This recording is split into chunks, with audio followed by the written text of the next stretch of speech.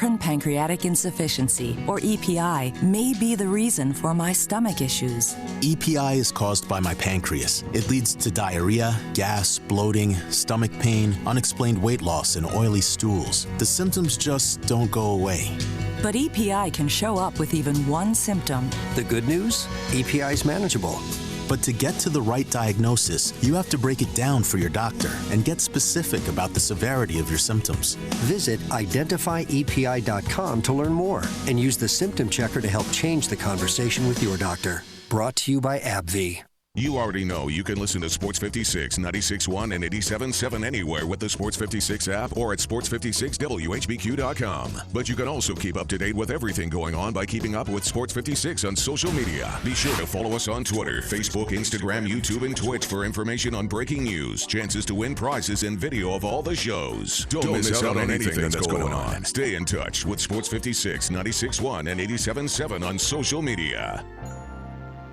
If you're the owner of a company and you're tired of a dirty office building, or maybe you're tired of dirty restrooms, or floors and carpets that are filthy, or windows that you can't even see through, I've got a solution. Let Trinity be your cleaning solution. Trinity Professional Services. They're putting professionalism back in cleaning. They specialize in stripping and waxing and buffing floors, in cleaning carpet. Just make it seem like it's spring outside. Window cleaning where you see through and everything shines. Commercial janitorial services specializing in final construction cleaning. Hey, the people that own this company, they are big construction people. They know what needs to be done. So if you would like it done the right way, call Todd Pope or Tommy Ferrari, the former Tiger quarterback, at 833-6773. 833-6773. It's Trinity. They're your cleaning solution. We are Sports 56, WHBQ Memphis, WIVG-FM Tunica Memphis, and WPG-FLP Memphis. Flynn Broadcasting Stations. It's time for Sports Time with Wolo and Stacks. The first hour of Sports Time is brought to you by Lexus of Memphis. Here are your hosts, the voice of the Tigers, Dave Woloshin and Brett Stotts Norsworthy. Good afternoon, ladies and gentlemen. You may be saying to yourself, that doesn't sound like Dave Woloshin, and you would be correct. Austin Eldridge is in with you today, filling in for Dave. As you know, he's on his way down to Mobile, where the Tigers are getting ready for their contest with South Alabama. Brett Norsworthy is with us as well, but he is down in Oxford, where Ole Miss is getting ready for a contest tomorrow with Southeastern Louisiana. So a lot of football going on. Gabe Kuhn is filling in on the other side of the glass, as Drew Barrett is also on his way down to Mobile. So kind of a new crew for you today, somewhat. Glad to have Gabe along for the ride today. And Brett, thank you so much for letting me be a part of the show today. How are you? I'm great, Austin. Glad to have you, and you'll be with us a couple of Fridays this year as we're scattered from sea to shining sea, and no different this Friday afternoon. Can you believe it's already the third football Friday? It feels like it just started. But it really does. And once it get here, it's like, no, slow down. I'm not ready for it to end. It's the fastest moving time of the year. Look, I love golf and love baseball. Look, whatever time of the year, I love it. If they keep scoring, there's a ball, I like it. Oh, I do. Absolutely. But this is one of the special times, and building into my favorite month of the year, October, we have all the football thing going. You have the Grizzlies starting. You have college basketball practice and the madnesses and the first practices and all that starting. It's the best time of the year for me and my favorite sport of baseball, with the playoffs and the World Series. But I'm not kidding you. It feels like 10 seconds ago I was pulling up at the Liberty Bowl on opening morning that Saturday morning, and already, Ole Miss and the Tigers have played twice and staring at a third opponent this week. For Ole Miss, it should be the easiest opponent so far of the year in Southeast. Should be. We put an emphasis on should be. You're not still burned by 2010 in Jacksonville State, are you, Austin? Now, Brett, do we have to bring that game up anymore? I thought we moved on. We have. I'm over it. It takes a while to get that out of your system, though. It really does. For teams that lose that game. I've always said about that kind of game, that coach that loses that game hardly ever makes it through to a successful tenure. I know Justin Fuente did, but he did it opening night against UT Martin. Yeah. He didn't do it third year. He didn't do it, which ended up being last year for Lloyd Carr when he lost to Appalachian State, and then Appalachian State transitioned into FBS. I'm over it, and hey, you got any idea who the backup quarterback for Southeast Louisiana is? I be honest with you, Brett, I don't know who the starting quarterback for Southeast Louisiana is. Well, I thought the backup was the starter, and then today I learned that he's not, and I will tell you this. The last time he was at Vaught Hemingway Stadium, he started and won, and very rarely do I say anything about a defeat other than congratulations to the winner. But that day, probably as close to just really losing my cool as I ever have. Oh, yeah. And I said that day on there that the worst quarterback to ever win an SEC road game I just witnessed, and it was Cole Kelly. Well, I don't know. I try to put those kind of games behind me as quickly as I can. That was a toughie. But that was a toughie. And I'll tell you what, all of my friends that aren't Ole Miss fans and all of my family that aren't Ole Miss fans, I did not hear the end of that for a very long time. He shot-putted the ball. He never threw the ball. He shot-putted it. Yeah, it was. I don't know. I didn't even know what to say about the Ole Miss defense that day. Like, how do you let that team get you to overtime? How do you let them stick around to get to overtime? Like, there were so many questions. No, I don't think that one went to overtime. I think Arkansas won that at the horn. They won that at the buzzer with Connor Limpert. No, that's true. That's right. That game didn't go to overtime. Yeah, I'm still. And we did have the Jacksonville State we have was had one some that went famous to overtimes. Yeah, we've had some famous overtimes. Well, Cole Kelly. Let's not mention the other overtime. Yeah. Cole games. Kelly makes his triumphant return to Vaught Hemingway Stadium, where he can stand up in the locker room tomorrow and go, guys, it's not hard to win here. I came in here 2 years ago and I did it. But that is tomorrow. We come on the air tomorrow at 1 o'clock with pregame Richard Cross with me in the Grove, and then the kick will be at 3 o'clock. Dave Woloshin, as Austin said, he is in Mobile with the Tigers. And Gabe Kuhn, I want you to jump in on this topic of conversation. Tigers, I don't think the Tigers have really – they've sweated. I mean, they had to exert a lot of energy and play well opening day, but I don't think there was ever a time opening day – I didn't feel it, especially from 7-0 on, where I thought that game could be lost for Memphis. And even last week with Southern hanging around in the first quarter, I mean, I just never thought the Tigers were going to lose this game. They ended up rolling on. First road trip of the year. Gabe, you tell us, what is the dynamic for a lot of guys flying on an airplane maybe for the first time? Not as much as it used to be with how recruiting is, but a lot of new and in the rooms and around the hotel tonight, tomorrow morning, taping and all that stuff. What is it like, Gabe Kuhn, for that first road trip as a college player? I mean, to your point, they have been in control, basically, of every game they've played this year. That first road trip is a little different. They've played 2 at home. They're getting used to it. They have some young guys that haven't gotten to take these. Like Kenny Gainwell is a guy who's going to start and going to play a lot and take a lot of carries.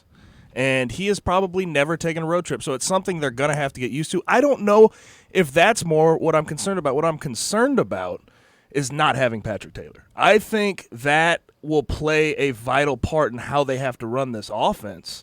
And especially with a road game, you got to get used for – I'm not saying South Alabama is going to be a absolute, a scary place to play, but it is an away game. On the road. And there is, some problems that you run into when you have, fans that don't like you. You have an away locker room that may not be that nice. There's a lot of things that you run into that definitely will play a part in how they play this game. Yeah, but on that I'm note, worried about too, Patrick Gabe, Taylor, too.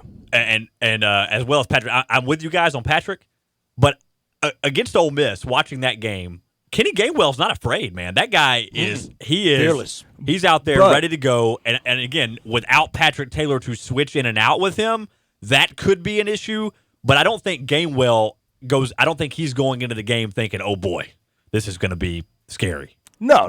But what I'm saying with this offense, with the dynamic that they usually run it with Patrick Taylor being a load back who takes 20 carries a game and gets about 4 or 5 yards a carry, maybe busts a nice big one, Kenny Gainwell's been the sort of switch of pace. That's what they tried to have coming into this season. I don't know if he's going to be able to play that role.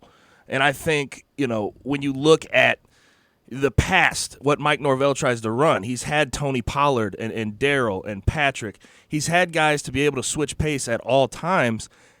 And this week, he doesn't really have a switch of pace. I mean, Travion Samuel can play a bigger role this week, but you are concerned with how much he's played this year and if that will, take effect, the fact that he hasn't gotten the touches. How concerned are you, Gabe, having played with Brady White and having some inside information? I haven't. I didn't play with Brady. I thought your last year but was I with do Brady. know Brady. You know Brady well. Yes. Okay, that's my mistake. For some reason, I thought your last year was with Brady. But Riley was my last year. Riley was your last year. Okay. Well, either way, being very familiar with Brady, how concerned are you that without Patrick Taylor having to rely mostly on Kenny Gainwell, the passing game being an issue in this game? I saw them try, and Brett, you could probably attest to this as well. In that Southern game, they tried to air it out a little more. They tried to stretch the field, and I saw the effort. There was an effort to do it.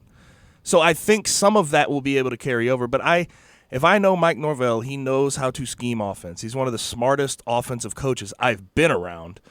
Do I think at times he has to limit what he can call? Yes. But I think against a South Alabama team who's, hasn't been good in their tenure under their coach right now, I think he'll be able to do enough to win the game. Do I think he will absolutely thrive? Not necessarily. But I think he will definitely be able to complete the passes he usually does at a high completion percentage. But I was actually concerned earlier in the week when they talked about rain being a possibility. Because we know how Brady. I don't think Brady is as bad as some people would like to make him out to be, though. He's no. not great, but I don't think he is just a terrible quarterback. And I've talked about not at all. Yeah, I think there's drastic thoughts of him being bad and drastic thoughts of him being a world beater and being great. I don't think there's a lot of thoughts in the middle of, okay, he may be a average to a decently above average quarterback, especially above the neck. I think people just take it to the drastic ends of it, when I think staying in the middle and talking about, he's a quarterback that will win you some games, he'll make the right decision. I think that's the story that needs to be told, other than, he's really bad or he's really good. I think there's definitely needs to be some middle ground. He threw for over 3,000 yards last year. It's not like he had a bad year. Now, granted, his statistics were better against the quote-unquote lesser teams, but he's not out there losing games for Memphis for the most part. Now, there were a couple, maybe Navy in particular, where some of his decisions could have probably cost him that game. The rain games for sure. In the rain. Yeah, and that has been the one shortcoming for him. But it doesn't feel like there's rain anywhere in the country. Gosh, it's been hotter in September than it was at any point during the summer. It's been hotter at football games than we ever approached at the FedEx St. Jude Invitational at the WGC event at TPC Southwind. It's going to be hot everywhere tomorrow, and I think it's going to affect crowds at a lot of places in the SEC, including here in Oxford. Austin Eldridge is in our Family Leisure studio. You hear Gabe Kuhn back in the studios producing. Dave Woloshin will join us not before 4:30. But not after 5:30, somewhere in that time, 4:30 to about 5:15, he'll be with us down in Mobile as the Tigers arrive. We sure hope safely and getting ready to go out and try to win the first road game of the year and move the record to 3-0. And then an open date in the Thursday night, much anticipated game against Navy. That's why I think it's very important not only to win tomorrow. That's the primary goal tomorrow for everybody, but for the Tigers, maybe even put a little bit of sugar on top and look good doing it and really move that needle of anticipation before Navy gets here on that Thursday night and try to have a pretty big blowout crowd, something for sure in the high 40s, if not into the 50s for the Tigers. Today we've got a very, very busy Friday football show. Bruce Marshall from the Goal Sheet at 3:30 with us, handicapping all the games. He's with us year-round, college football and sports historian extraordinaire. He'll have the Vegas handle on the games, about 3:50 or so. We visit with John David Bedour from the Memphis Touchdown Club, and coming up on Monday night, Mike Norvell will be the featured speaker, and John David will tell us about speakers the rest of the year, and on Monday night how if you're not a member, you can join, and if you want to just come as a guest, you can on Monday night to hear Mike Norvell, I hope, talk about his undefeated Tigers football team. To start the second hour will be Peter Edmiston from the Experience, from the Athletic, talking Grizzlies as we approach Grizzlies camp starting, and we'll try to put the autopsy on whatever that was in China. And it was bad.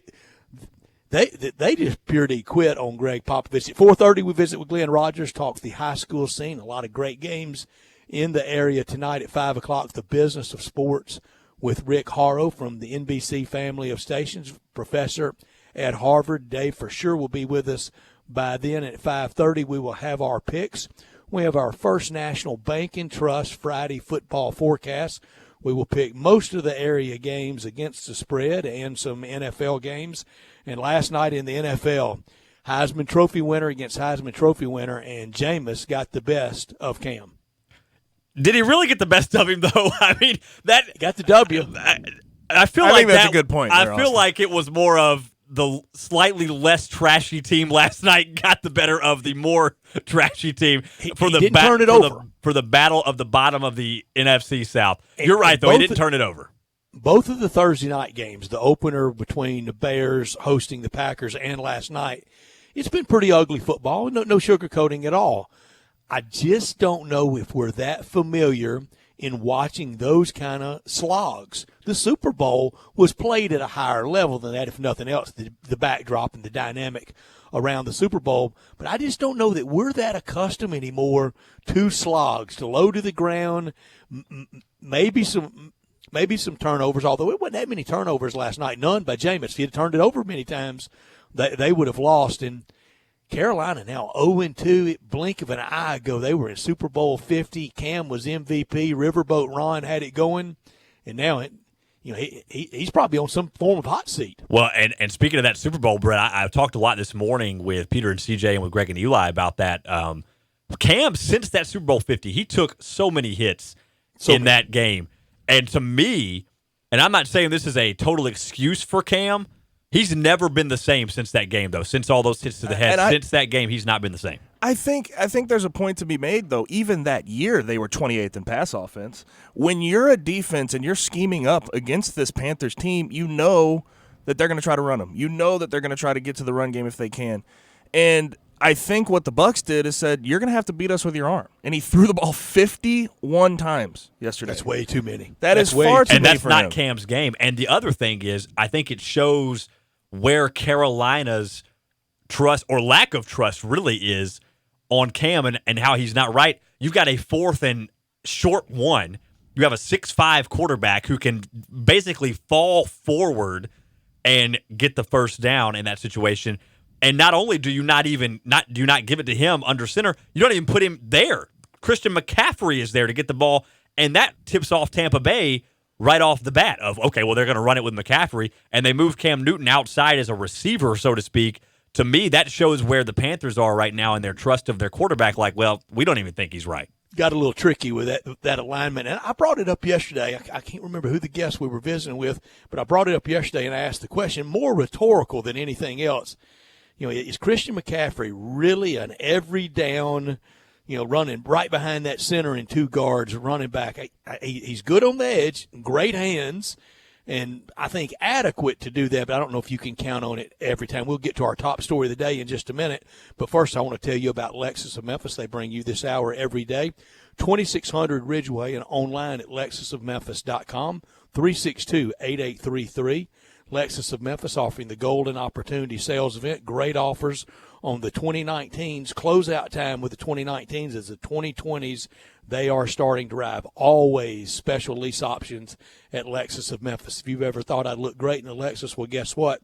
Lexus of Memphis thinks you would look great in a Lexus, too. Drive in luxury and confidence knowing that every new Lexus comes with complimentary first and second maintenance services. Stop by today at Lexus of Memphis or tomorrow, open all day tomorrow at 2600 Ridgeway, and put yourself in the driver's seat of an all-new 2019 or 2020 flagship LS 500, and you will be looking and driving in style. Lexus of Memphis, the highest standards in the industry. When you purchase a Lexus, you get top-of-the-line engineering and design that makes for the luxury driving experience. 362-8833, online at lexusofmemphis.com. Experience amazing at Lexus of Memphis. Let's get our top story of the day. Thank you, Gabe. Our top story of the day. Austin, you want to go first? Yeah, I will.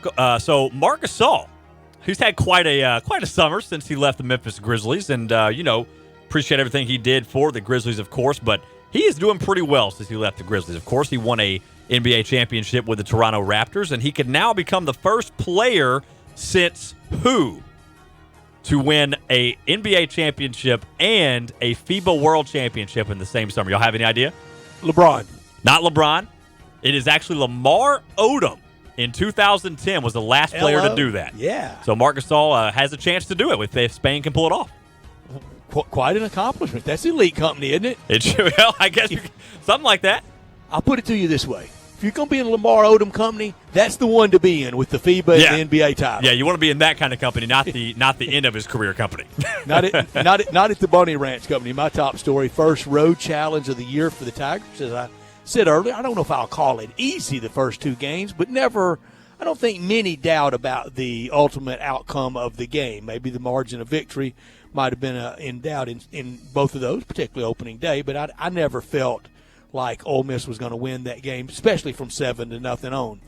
Now they play South Alabama that played Nebraska close enough, and the Sun Belt, they want to upset the AAC. The Sun Belt, they know they're not on the AAC level, but they don't think they're as far back from it as many do. I think they're pretty far back from the AAC, but they think they're getting closer. So there's a couple of Sun Belt AAC battles, and South Alabama, they certainly want to win it. Not top story.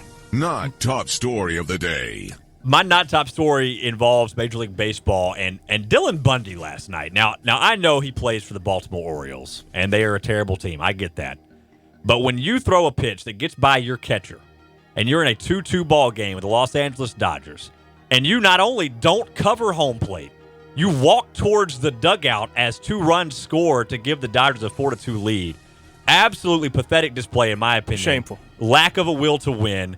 And I think my personal opinion on it is he should go to the minors for that. That is just a terrible Well, the show. minor season's over. That's true. That's very true. But that's just Might a send him home early. pathetic performance by Dylan Bundy. I don't care that you play for a bad team. Get out there and show that you at least care.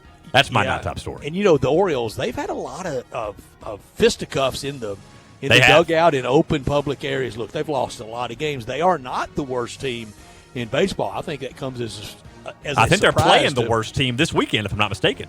playing Detroit. Boy, advanced sales for that one. Tickets available. What do you think? Maybe 2,000 people at those games, maybe? That's one of those classic games that they have to play it just simply because the tickets have already been printed and the stadium reserved. But both of those teams way back, and I don't think between the two of them a combined 100 wins. My not top story this weekend in our area, Tennessee, Arkansas, and Ole Miss, all need to cruise to victory tomorrow. No stumbles, no scare, nothing nervous for their fans. All three of those need to win and win easily tomorrow. No stress, no drama, no worries. And sadly, at all three places, there might not be much crowds. But all three just win games, and the Magic marketing program, it's always winning. At Knoxville, Fayetteville, and Oxford tomorrow, cracking on Detroit and Baltimore, tickets available, if not whole sections. Oh, you could probably get those for $2. Maybe whole upper decks. I mean, it's going to be the TV view for that is going to be. We might not even be on TV. That's how bad it's going to be. Yeah, it's going to have to be some tight camera shots at all three, and look between. Put everybody behind the plate or behind the end zone, whatever you want to do, and keep it there. Between the heat and the dynamic around all three of those, and I think I listed in the order of it's just got to be a win for Tennessee first, then Arkansas. No, all three is really about equal for the rest of the year. Arkansas probably playing the best opponent of three. I know they are in Colorado State. They lost to them last year. This week against Colorado State, next week against San Jose State. It'll be lean crowd there. But win those two and kind of can feel much better about yourself as the season moves on. And real quick, after this game for Tennessee, when's our next win? I mean, that's the thing for them. Good luck finding one. Williams Equipment Supply, your homegrown, locally owned, #1 in compact construction equipment company in the Mid-South. They've represented Bobcat Company for 50 years. Bobcat is the industry leader in compact loaders and excavators. Support American manufacturing. Buy, lease, or rent Bobcat equipment. Williams Equipment Supply, the largest compact equipment dealer in the Mid-South, with 9 locations. Largest inventory of equipment, attachments, and parts, the largest compact rental fleet, the best technicians, and the most locations. That's Williams Equipment Supply. Let them put you in the seat of a new Bobcat loader or excavator today. With Bobcat's leading technology and backed up by the Williams Equipment staff of parts and service techs, contractors get their work done efficiently and profitably. For a demonstration or more details, call Cody Bumpus, your North Mississippi Bobcat specialist, at 901-508-8739. For a demonstration or more details in the Memphis area, the Bobcat specialist, at Sam Watson. Sam's cell is 901-326-6429. Williams Equipment Supply, homegrown and locally owned, and we appreciate them. When we come back, we'll have Bruce Marshall from the Goal Sheet. Austin Eldridge is in our Family Leisure studio. Gabe Kuhn doing a great job producing. Drew's on his way to Mobile. Dave is on his way to Mobile. I'm in Oxford, and we want you to be a part of this show at 360-8255 or 67129. First Bank phone line, First Bank text line. Be a part of it. You're listening to Sports Time with Wolo, Stats, Gabe Kuhn, Drew Barrett, Austin Eldridge, and a cast of thousands on Sports 56, 87.7, and 96.1. Sports 56 now has 2 FM homes. You can now find real sports talk on 96.1 as well as 87.7 on your FM dial. It's happened again. Miramichi, that heaven in Woodstock, 15 miles north of downtown Memphis. Miramichi has been made the #1 public golf course in the state of Tennessee. 15 minutes from downtown, all this natural beauty, this very tough test of golf is there for you, and it's #1 again. They've improved again, too. They've made changes. They always do. They want you to have the best golfing experience you could possibly have, and they keep on making these adjustments. They've knocked down some trees. They made it easier. They have better conditions with grass. The greens, outstanding. And once again, they are #1. I also should tell you they've got new golf carts, and they've got these cool little things where you hook up your phone, it'll charge, and at the same time, you've got GPS on your phone. All kinds of innovation and a world-class golfing experience at Miramichi in Woodstock. Hi, this is Troy Five-Ash, owner of Five-Ash Roofing. As most of you know, I don't have a history of bragging or boasting that Five-Ash Roofing is the best roofer in the Memphis area, but did you know we are the only diamond-level roofing professional in the area? We are one of very few local roofing companies that have been in business for 20 years. We've never had a justified claim against us. We are locally owned and family operated. Our labor warranties are for the life of the shingles. We're experts in insurance claim. We do residential and commercial work. We are the official roofer of the University of Memphis Athletic Department and a proud member of the Tigers home team. We support local youth sports and St. Jude's. We have worked with churches and veteran services to help those in need by providing services at a deep discount or even for free. We are currently working with Young Life to give them a free roof on the historic log cabin in Germantown. Five-Ash Roofing. Fair, honest, and ethical. 367-0050 or memphisroofer.com. Five-Ash Roofing. It's what we do. We're here for you. Tee it up at Edwin Watts Golf Shops this year with the new 2019 fall arrivals. Introducing the strikingly new T-Series irons from Titleist, featuring the T100 iron designed as a player's iron, the T200 iron, a player's distance iron, and the T300 iron, the complete game improvement iron. All pure Titleist. Let us help you find the right set and get custom fit today. Just a few of the new releases you'll find at Edwin Watts Golf Shops, home with a 90-day 100% satisfaction guarantee, serving golfers since 1968. Memphis, it's official. Crab King Seafood is where it's at. For the most flavored seafood and biggest plates, run to a Crab King's near you. Visit our Bartlett Cordova location at 7140 Stage Road or our East Memphis location at 5992 Knight Arnold Road. Starting this week, get 3 juicy snow crabs, 17 shrimps, 2 whole sausages, 2 corn, 2 eggs, and a large side of potatoes for only $43.99. That's right, $43.99.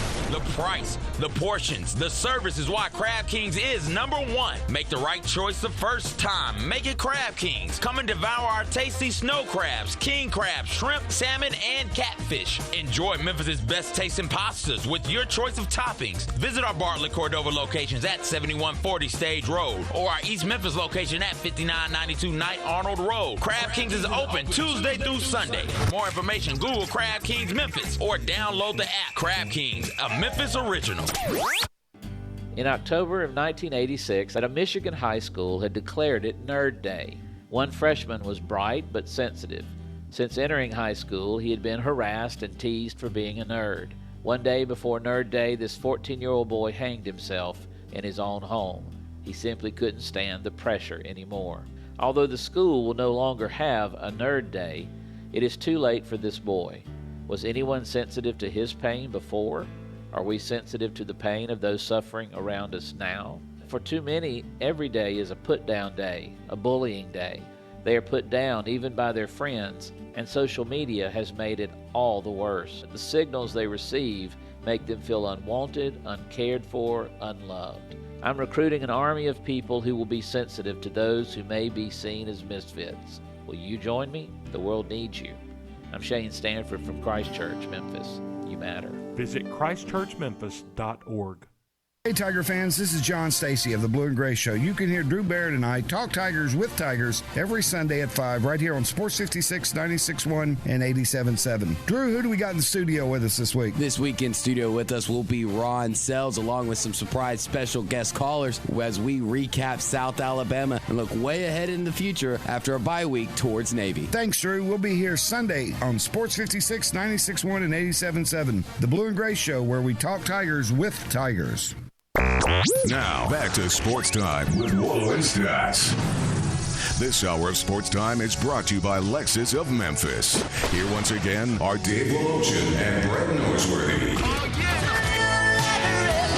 Welcome back into Sports Time with Wolo and Stats. Austin Eldridge here with you, filling in for Wolo, who is on his way down to Mobile as the Tigers getting ready to take on South Alabama tomorrow. Gabe Kuhn is producing the program today, filling in for Drew, who's also on his way down to the game. And Brett Norsworthy joining us from Oxford. We're about to be joined by Bruce Marshall here momentarily to talk some college football. And Brett, it's another football weekend. I am excited. And a lot of good games out there. I know you like a game. I want to talk to Bruce Marshall from the Gold Sheet about Bruce Marshall's been a guest in this market with Dave Wolochen since 1992, and really someone just one of my better friends out there in this business and someone that knows it so well. So Bruce Marshall, third weekend of the year already. That was fast, wasn't it? Yeah, it was. I mean, it seems like, we were just in Hoover a few weeks ago. And here we are now into mid-September, and interesting stuff. This is not a marquee game card this week, but I think there's some matchups that are interesting and will kind of set things up moving forward. And some SEC teams, as usual, involved in some of the more interesting games. Bruce, I think everybody that is led with that this week is led with this is not the marquee weekend. It's not a ranked versus ranked team out there. Game Day, I think, did make a great decision to celebrate the Iowa State-Iowa game. That is a great rivalry.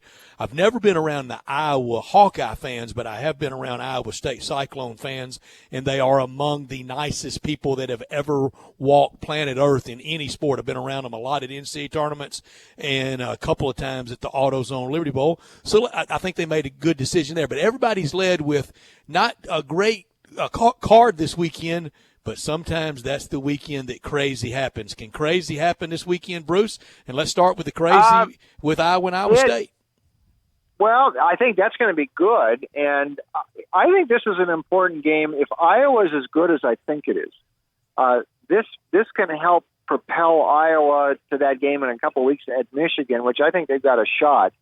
Listen, guys, twice in the last 4 years, teams have slipped through the Big Ten West and gotten to the point in the Big Ten championship game where if they won that, they're in the Final Four. Iowa pushed it really close in 2015. I mean, really close, into the last half minute against Michigan State. They win that game, they're in the Final Four. Whether they should have been there or not, I don't know. But, you can run the table through the Big Ten West sometimes. And we saw Wisconsin do the same thing 2 years ago. So I'm keeping an eye on this. I know Iowa's sitting down there, about 17, 18 in the polls.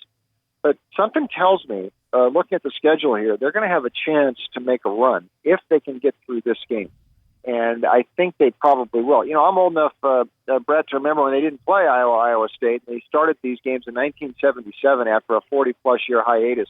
And it was a big deal. I think the state legislature had to get involved to get these schools together, and Iowa didn't. Iowa, I think, was the team that didn't want to play. But they've been forced to play since. But this is the biggest matchup that these two have had because they're excited at Iowa State, too. And they've had a week off after that scare against Northern Iowa. they're excited big time in Ames, and ESPN's there right now, and I'm watching here at the South Point on TV. They got Desmond Howard there, Maria Taylor. I'd watch it just to see her, but they're all down there in Ames like they should be this week. And your pick is? Iowa, 24-17. I think Ferentz has a defense. Last year they held Iowa State to 3 with those NFL weapons they had, Montgomery and Butler. The defense is rugged again. Ipanese is one of the best pass rushers in the country, and I think Nate Stanley, the quarterback, is going to play in the NFL, play on Sundays for a living. I think he's that good. 24-17 Iowa, but it'll be pretty good, I think, tomorrow in Ames. Goal sheet says Iowa by 1.5 over Iowa State in that big one. USC, one of the maybe more unlikely 2-0 teams. They go on the road tomorrow night as a road favorite in Provo against BYU. BYU lost opening week to Utah, and then the upset in Neyland in overtime last weekend. Clay Helton, he's starting to get that seat a little cooler and could really back people off in the week that USC has fired yet another Trojan legend. Mike Garrett, Pat Hayden, Lynn Swan, 3 straight USC legends all fired. USC ranked 24th. They visit BYU. There are so many sidebar stories here, and we'll start with that thing at SC. And you mentioned Lynn Swan getting forced out this week. Here's what's going on there. They've brought in a new school president. They are unraveling this thing piece by piece. This is so similar to what Nebraska did a couple of years ago. You moved the AD out first, brought Bill Moose in, then let the AD hire the coach. Mike Riley was a dead man walking 2 years ago. The plan at SC is still to get rid of Clay Helton. However, if Helton can uncork a 10-win season this year, this could mess up SC's plans. And believe me, this is laid out. This is what SC wants to do. And there's some people in the athletic department, I think, who might want Helton to lose. But this is sort of like Major League, the movie. I mean, let's just keep winning, and maybe he can do it. This Texas Tech offense is working pretty good. It might be difficult this week. One, BYU, Kalani Sitake is under the same pressure that Helton is, and what a big win for him. That was one of the most dramatic last 30 seconds I saw in a game last week at Knoxville that I've seen in a long time. You talk about pulling one out of the fire and then winning in overtime. But Stanford did not pressure Slovis last week at all. Sitake is a defensive coach. He's smart enough to get pressure and try to rattle this freshman. Also, SC is not facing a quarterback making his first start, as has been the case the last 2 weeks. Wilson has been there. He's a playmaker. We saw him in the last minute pull that game out of the fire at Knoxville last week. So the combination there of the fact it's SC's first road game, and BYU thinks they can win this game. So we took the Cougars 27-24, and I think it's a big one to watch, though, tomorrow in Provo. Wow. BYU 27-24 over SC. That seat would heat up for Clay Helton. Austin? Bruce, of course, the game that everybody is interested in here locally, Memphis heading down to Mobile this weekend to take on South Alabama. And the line is 19, or is it 19? It may be 19.5 now for Memphis and South Alabama. Yeah, 19.5, Memphis is favored. I don't think Memphis is going to lose the game, but I have South Alabama covering that. They're at home. They tend to play pretty well against some of these bigger teams they have a chance to upset. What do you think about that game? Is Memphis going to run away with it, or could South Alabama cover it? It's a good question. I think we had a tough time coming to a decision here on this one. South Alabama played Nebraska pretty tough, and then kind of went through the motions against Jackson State last week. But Steve Campbell's won a lot of games, and they're well coached, and I don't think they're going to roll over. I mean, last year they were trading points for a while with Memphis at the Liberty Bowl in that 52-35 game. I think Brady White's off to a very fast start. He's completing almost 80% of his passes the first couple of weeks. Memphis should be able to score enough to get there. It's just, can they maintain enough focus on defense to do it? And the defense is playing much better for Adam Fuller, so I think they'll probably get there, but I think there's better spots on the card. I mean, this is a lot of points to lay on the road, and Memphis has much bigger games coming up. We had a 38-17 Tigers in the gold sheet. That should be just good enough for folks going down to Biloxi and elsewhere who want to lay 19.5, but it's going to be close, and considering that point spread, and I think there's probably better spots. So the Tigers cover by a fraction. That is uncanny. When we do our picks at 5:30, I promise you, I'll take a picture and tweet out my notes. I have Tigers 38-21, the exact same thing. You have them what?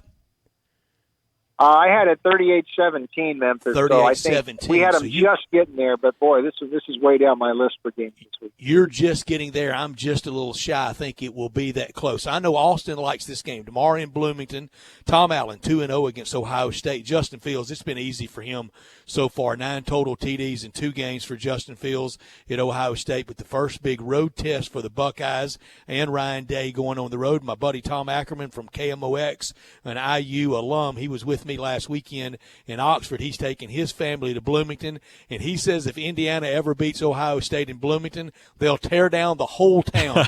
What does the Gold Sheet say, Bruce?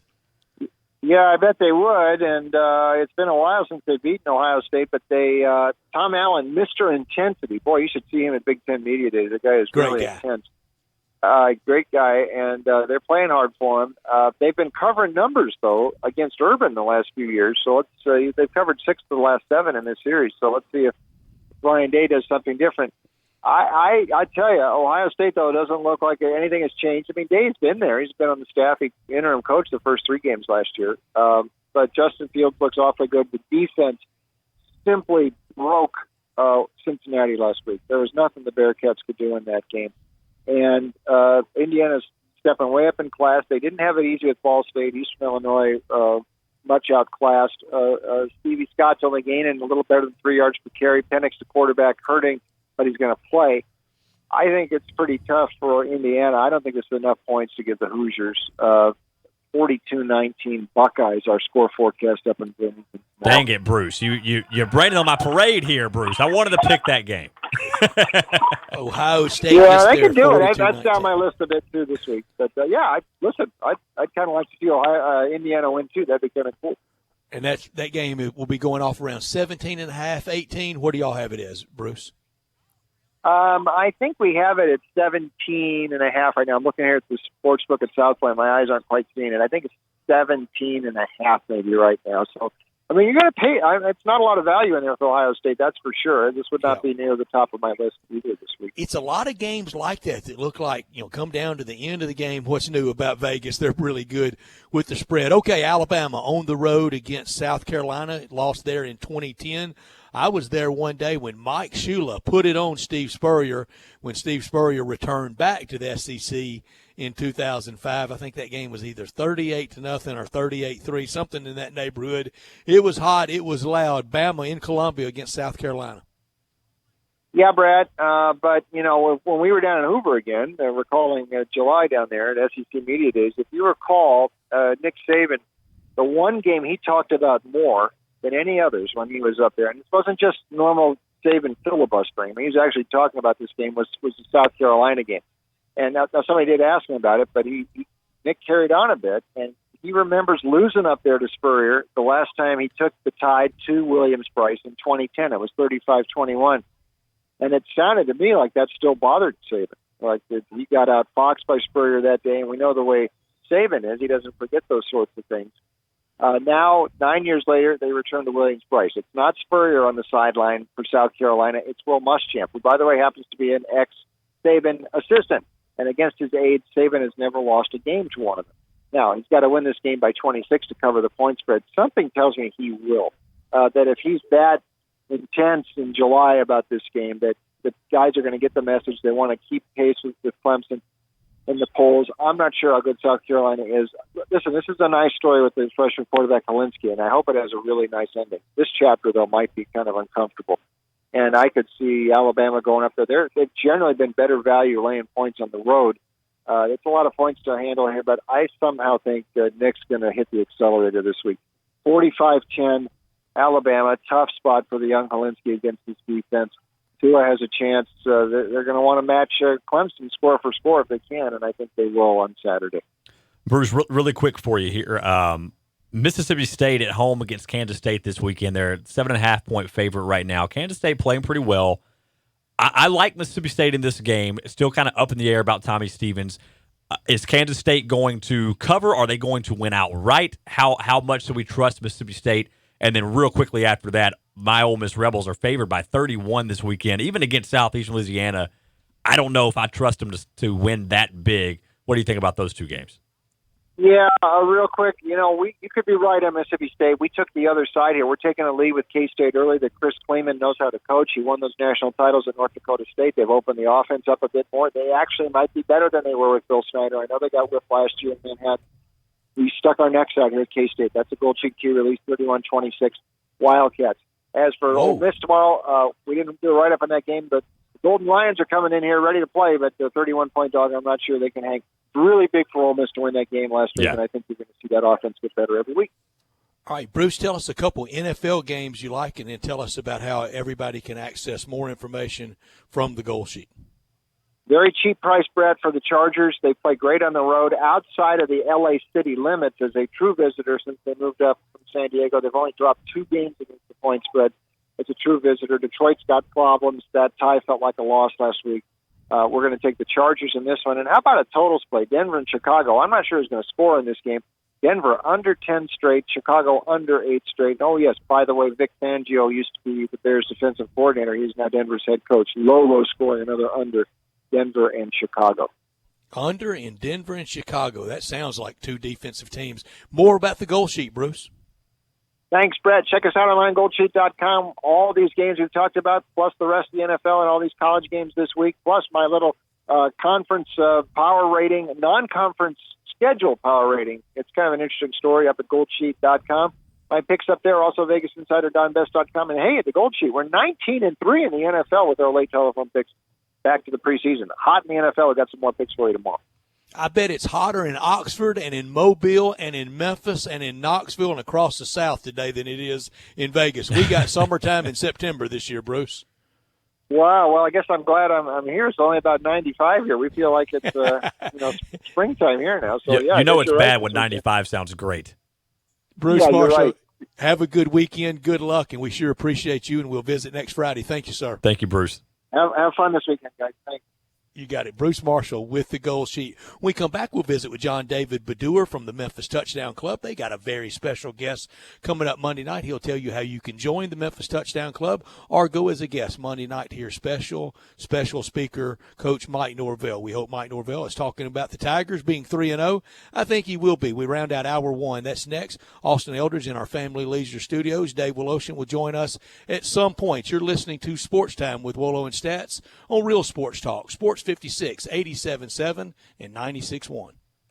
Greg Gaston and Eli Savoy get you through the midday with Sports 56 Middays. Delivered by FedEx. Weekdays from 10 till 1 on Sports 56, 96.1, and 87.7. I want to invite you to come by the Spirit Shop. You know, that little log cabin on Poplar? Your liquor and wine oasis. The Spirit Shop has been providing sports fans their beverage needs since way back in 1969. So come in now and get ready for the big game. Whether your favorite team wins or loses, the Spirit Shop will help you celebrate or ease that pain away. The Spirit Shop is open every day, and they're located perfectly at 4848 Poplar. That's the corner of Poplar and St. Nick. There's a new commissary in town in Collierville. Germantown Commissary is doubling. Yeah, they're still going to have the old Germantown Commissary by the tracks, but now there's a huge new Germantown Commissary in Collierville at Poplar and Houston Levee Road. It's huge, too. There's a drive-through. There's plenty of parking. No telephone pole to get in your way. A cool patio.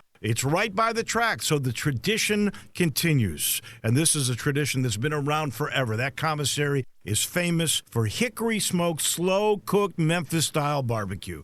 They've got a private party room at the new one in Collierville. Self-catering still continues. Party packs for $5.95. Basically, the great ribs, the great pulled shoulder, the great deviled eggs. Everything is there in Collierville and Germantown now. So there is now a Germantown and Collierville style of barbecue. It's called Germantown Commissary. Grizz Nation all-new 10, 22, and flex packs for the Grizzlies 2019-2020 season are on sale now. Big savings and guaranteed seats for the Lakers, Pelicans, Warriors, and more, starting at $12 per game. Get yours today by calling 901-888-HOOP or shop Grizzlies.com. Duncan Williams Investment Bankers presents Brett Young live at the Garden this Saturday at the beautiful Memphis Botanic Garden. One night, Brett Young, all the hits, with opening act Riley Green. Tickets on sale now at Ticketmaster.com. For more information, visit liveatthegarden.com. Doors open at 6:30. Show starts at 8:30. Also presented by FedEx, True Green, Infinity of Memphis, Regions Bank, Radians, Pro Show, Mahaffey Tent, and PDR. Brett Young live at the Garden this Saturday.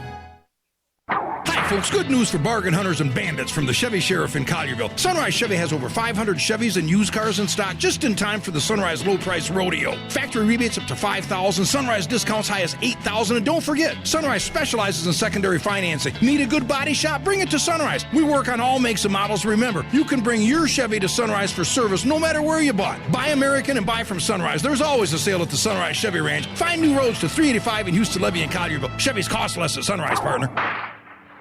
Now, back to Sports Time with Wolo and Stats. This hour of Sports Time is brought to you by Lexus of Memphis. Here once again are Dave Woloshin and Brett Norsworthy. Welcome back to Sports Time with Wolo and Stats. Austin Eldridge here filling in for Dave today alongside Gabe Coon, Brett Norsworthy down in Oxford. And Brett, the Memphis Touchdown Club has a special guest coming up this week.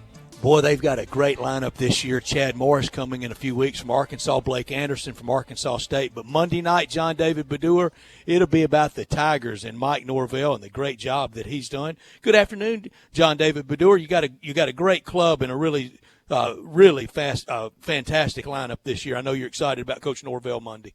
Yes, thank you very much. Yeah, Coach Norvell has invited the Touchdown Club to come over to the Billy Murphy Athletic Complex, where the football complex and everything is, for a kind of a football meeting over there. And we're going to get there about 5:45. We're going to have our buffet dinner at 6:15 exactly in the team dining room. And then at 6:50, he wants everybody in their seats and get ready to be coached by the presentation that he's going to give. That sounds like fun. Now, are ankles required to be taped? Do you have to have eye black on? John David, are you old enough to put on shoulder pads? Let me tell you what, don't come in at 6:51. How about that? That sounds like fun. Mike Norvell doing a great job, and that is a fun twist, and you can do that with the hometown school, the University of Memphis Tigers, and Mike Norvell this week. I know you got Chad Morris coming. He'll be next up on your list, and then you'll have Blake Anderson from Arkansas State, and what a job he's done. Yeah. Matt Luke later in the year, but Blake Anderson with losing his wife and the story out there, and I just think it's supreme sportsmanship by the Georgia Bulldogs and their fans on how they're going to try to raise money tomorrow for breast cancer awareness and really show the support for Blake Anderson and his family. You know, we had Blake speak a couple of years ago, and he told a lot of stories about he and his wife and coaching and living in the dorm before, and he's really a great speaker. And then we got Matt Luke, Joe Moorhead, Jeremy Pruitt, and Martin Simmons. But all folks is on Memphis, and we look forward to going over there. It's a great trip. I think Memphis, you know, what they're doing is kind of unprecedented. They, you know, the ability to go win them all and a good chance. Can't win them all till you win the first two, and they got a good chance to start 3-0. TDCMemphis.com. That's the website. Tell our listeners, John David Bedour, how they can join and how they can show Monday as a guest. Okay. That's right. Go to TDCMemphis.com. It's got all the information under there in events. It gives you a map how to get to the complex if you've not been down there. And the price is $40. That includes our buffet dinner and liquid refreshments. And all you have to do is join up. It'll take you about a minute or two to sign up with a credit card online, and we look forward to seeing you there. And it's open to the public. Anybody that wants to come, you know, what do you wear? I'll wear khakis and a polo shirt. So when you come there, we have our hostess that will meet you, make you feel comfortable, and it's a great bunch of guys from a lot of different schools talking about football. It really is, John David. It's always been a fun night of revelry. I remember back in the day, a lot of people would stay for Monday Night Football and stay even later, deep into the night after Monday Night Football was over. John David, right. a lot of fun through the years. Do you even want to talk about your beloved Tennessee Vols, or you want to move on? Oh, I'll be happy to talk about them. I talked to my friends coming out of the stadium. They said it was like the zombie apocalypse. Everybody just was shaking and didn't know how to act. We really thought rattled. we'd start out 3-0. Now we're 0-2, and it's tough. And we just got to hang together and hope it gets better. You got to hope it gets better. Monday night, Mike Norvell over at the University of Memphis again. TDCMemphis.com, the website. John David, thank you. We'll visit again next Friday and hope. Well, y'all have hey, a we look forward good to crowd. seeing you guys coming over Monday. Thank you, John David. And do not get in the room later than 6:50. Do not be late. Tardiness is not allowed. Thank you, John David. Thank you. You got it. John David Brewer with the Memphis Touchdown Club. Again, that website is tdcmemphis.com. A lot of fun. Mike Norvell on Monday, Chad Morris, Blake Anderson, Matt Luke the rest of the year, Barton Simmons at the end of the year to talk recruiting. And sounds like Mike Tennessee. Norvell might be making you do 2-a-days if you show up late, sounds like. Man, you show up, and if you show up late, Gabe, you might have to do gassers. Yeah, don't mess around with him, all right? He might have Gabe over there making you do offensive lineman drills with him or something. Five minutes early is already late. Boy, I like that. I'm with him on that. Y'all know I like to run early. Let's talk about Tennessee. I know John David Brewer loves them a lot. I know they're rattled. He talked about everybody's confidence really shaking. They're going to win tomorrow, right? They're not going to lose to Chattanooga. Well, no, they're not going to lose to Chattanooga. Boy, that wasn't an overwhelming response back from you all. I want to say it's hard to say they're going to win, but, I mean, Chattanooga, surely, as bad as Tennessee has looked, surely they cannot lose to Chattanooga. Oh, if they do, we know what happens before sunup Sunday. Oh, there's no chance Pruitt makes it past that. I mean, he's already had enough analogies to sink the proverbial Titanic, as he likes to say, apparently. You know where America's darling Georgia State's playing tomorrow, don't you? They're 2-0 on the line against an undefeated Western Michigan, Dateline Kalamazoo, Dateline Waldo Stadium. If you can win at Neyland Stadium, you can walk into Waldo Stadium and win, can't you? Yeah, I mean, they came back last week against Furman. I think they were 20 down or somewhere in that range to win that one. And, hey, they've got a lot of confidence right now. A lot of confidence built up by Georgia State. That's a Sun Belt team that local quarterback from Center Hill. Sure, trying to make some noise. And tomorrow, the Tigers playing against a Sun Belt team. Other Sun Belt teams in action tomorrow. Texas State plays SMU. Sonny Dykes has the Ponies undefeated. So some big chances for the Sun Belt to make some noise. We don't want a whole lot of noise made in Mobile. Georgia State made enough noise to last the whole college football season. That one will never be forgotten. That's a game that will be talked about when college football is celebrating its 300th anniversary. Yeah, and I don't know. I know Tennessee has not been good the last couple of years, but that's got to be their worst loss in the last decade. Ever. I mean, if not ever, yeah. That's ever's a really long time, Austin. It is, but I mean, for Tennessee, the tradition of Tennessee, the way that their fans expect them to win, like you don't lose to Georgia State. No, you don't, and they shouldn't lose to Georgia State, but they did to start the year. Hour 1 in the books. When we come back, we start Hour 2 with Peter Edmondson talking Grizzlies and all things NBA. Glenn Rogers at the bottom of the hour on high school football. Austin Eldridge in the Family Leisure Studios. Dave Wolo will join us from Mobile soon. You're listening to Sports Time with Wolo and Stats on Real Sports Talk. Sports 56, 87.7 and 96.1.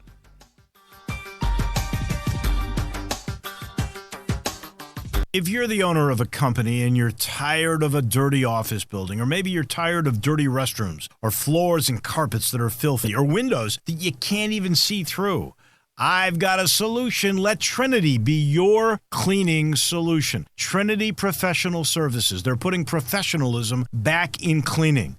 They specialize in stripping and waxing and buffing floors, in cleaning carpet. Just make it seem like it's spring outside. Window cleaning where you see through and everything shines. Commercial janitorial services specializing in final construction cleaning. Hey, the people that own this company, they are big construction people. They know what needs to be done. So if you would like it done the right way, call Todd Pope or Tommy Ferrari, the former Tiger quarterback, at 833-6773. 833-6773. It's Trinity. They're your cleaning solution. You'll see the dedication in every single step. You'll see it in the smiles when smiles are hard to get. You'll see it in the little things that add up to success. The caring and passion are the things that we love best. Wolf Chase Limb Embrace is your Mid-South provider for orthotics and prosthetics. They are an ABC-accredited facility, and their practitioners are ABC certified. At Wolf Chase Limb Embrace, their services include artificial limbs, legs and arms, braces of all kinds, and custom molded inserts. You can call them today at 901-507-7821 for their location on Highway 64 in between Germantown Parkway and Appling Road, or visit them at their new location in Jackson, Tennessee. That number is 731-660-5900, or visit them on the web at wolfchaselimembrace.com. Dedicated our life to yours. Wolf Chase Limb and Brace. Eli Savoy here for my friends over at the Edwin Watts Golf Shops. Here to let you know it's time to tee it up at Edwin Watts Golf Shops with the new arrivals from TaylorMade. Introducing the new P790 irons and the new milled grind 2 wedges. The P790 irons feature speed foam technology and redesigned tungsten weighting for optimum feel and distance. And the new milled grind 2 wedges designed for increased spin and precision with raw face technology. Let them help you find the right set and get your free custom fitting today. Just a few of the exciting new fall releases you will find now at the Edwin Watts Golf Shops, home of the 90-day, 100% satisfaction guarantee. Visit Edwin Watts Golf Shop and check out new P790 irons and the new milled grind 2 wedges. The Edwin Watts Golf Shop on the corner of Poplar and Perkins Extended. We'll see you there. Edwin Watts Golf Shops, serving golfers since 1968. At Jason's Deli, you can stuff yourself full of great deli food that's healthy, fresh, and best of all, it's not expensive. Jason's Deli is all about choice. Whether you're looking for a gluten-free menu, vegetarian sandwiches, healthy kids' meals, or if you'd like to invent your sandwich via the build-your-own selections, Jason's Deli has you covered. And they only use fresh, wholesome ingredients. Choose from the club and specialty sandwiches, paninis, wraps, soups, salads, pastas, and much more. I love the cleanliness in the restaurant, the hospitality, and of course the cost. They have a huge salad bar and great soups, including Southwest chicken chili, fire-roasted tortilla, organic vegetable, tomato basil, and many, many more. And if you're planning an event, their catering department is fantastic and can handle any size party. Go check out Jason's Deli's 4 locations. On Ridgeway in the Park Place Center, that's my favorite, on Germantown Parkway in Cordova, at Poplar and Highland, and on Goodman Road in Olive Branch. 125 seasons of Ole Miss football. Caught by Deuce, he may go. Dexter breaks the tackle. Mike Wallace between 2 defenders. The tradition continues. He's in the end zone. Touchdown, Ole Miss. Breaks a tackle. He's gone down the sideline. Touchdown, Ole Miss. He is a beast. Saturday, Ole Miss takes on Southeastern Louisiana. Pre-game coverage starts at 1 with kickoff at 3, right here on your home for the Rebels. Sports 56, 96.1 and 87.7 FM. We are Sports 56 WHBQ Memphis, WIVG-FM Tunica Memphis, and WPG-FLP Memphis. Flynn Broadcasting Stations. Now, more of Sports Time with Wolo and Stats. This hour of Sports Time is brought to you by Homer Skelton Hyundai. Here once again are Dave Ocean and Brett Norsworthy. Welcome back into Sports Time with Wolo and Stats. I'm Austin Eldridge here in the Family Leisure Studios. Family Leisure, where family and fun come together. Filling in for Dave today. He's on his way down to Mobile. Gabe Kuhn producing the program today, filling in for Drew Barrett. And Brett is joining us from Oxford as Ole Miss is getting ready to welcome Southeastern Louisiana into town tomorrow. And the next guest we're going to have on today, you might be kind of familiar with, Brett. Yes, very much familiar with, and you as well. You see him bright and early every morning. And before we get to Peter, I'm going to guess the wind is blowing out at Wrigley today, with the Pirates with 4 in the top of the first and the Cubs topping that in the bottom of the first with 5. Come on, Pirates. I'm going to guess it's windy and it's blowing that direction toward the home run seats today at Wrigley. Peter Edmiston about to join us. You can follow him on Twitter at Peter Edmiston. You hear him every morning on these airways from 7 to 10 a.m.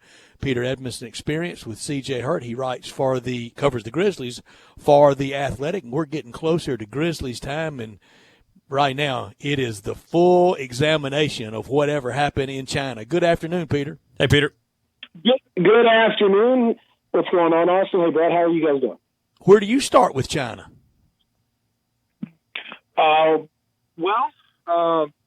This is other than a trade war. Well, I was going to say number one, tariffs. I think is right out of the gate. No, I don't, a lot of people in a trade war. No, not a fan of the tariff, not a fan of a trade war. We have got we've got to come to the realization that this is what happens when we are not necessarily that invested in the tournament, and other countries are, and we just can't show up with anybody and win tournaments. It's not going to happen. We are not that good, and the China, it was a spot that we've seen, this kind of stuff, maybe not quite to this degree, but we've been warned a time or two. Games a little closer than you think, and we sent our C and D type squad. I mean, with respect to those guys, appreciate them willing to do it, but far from our best.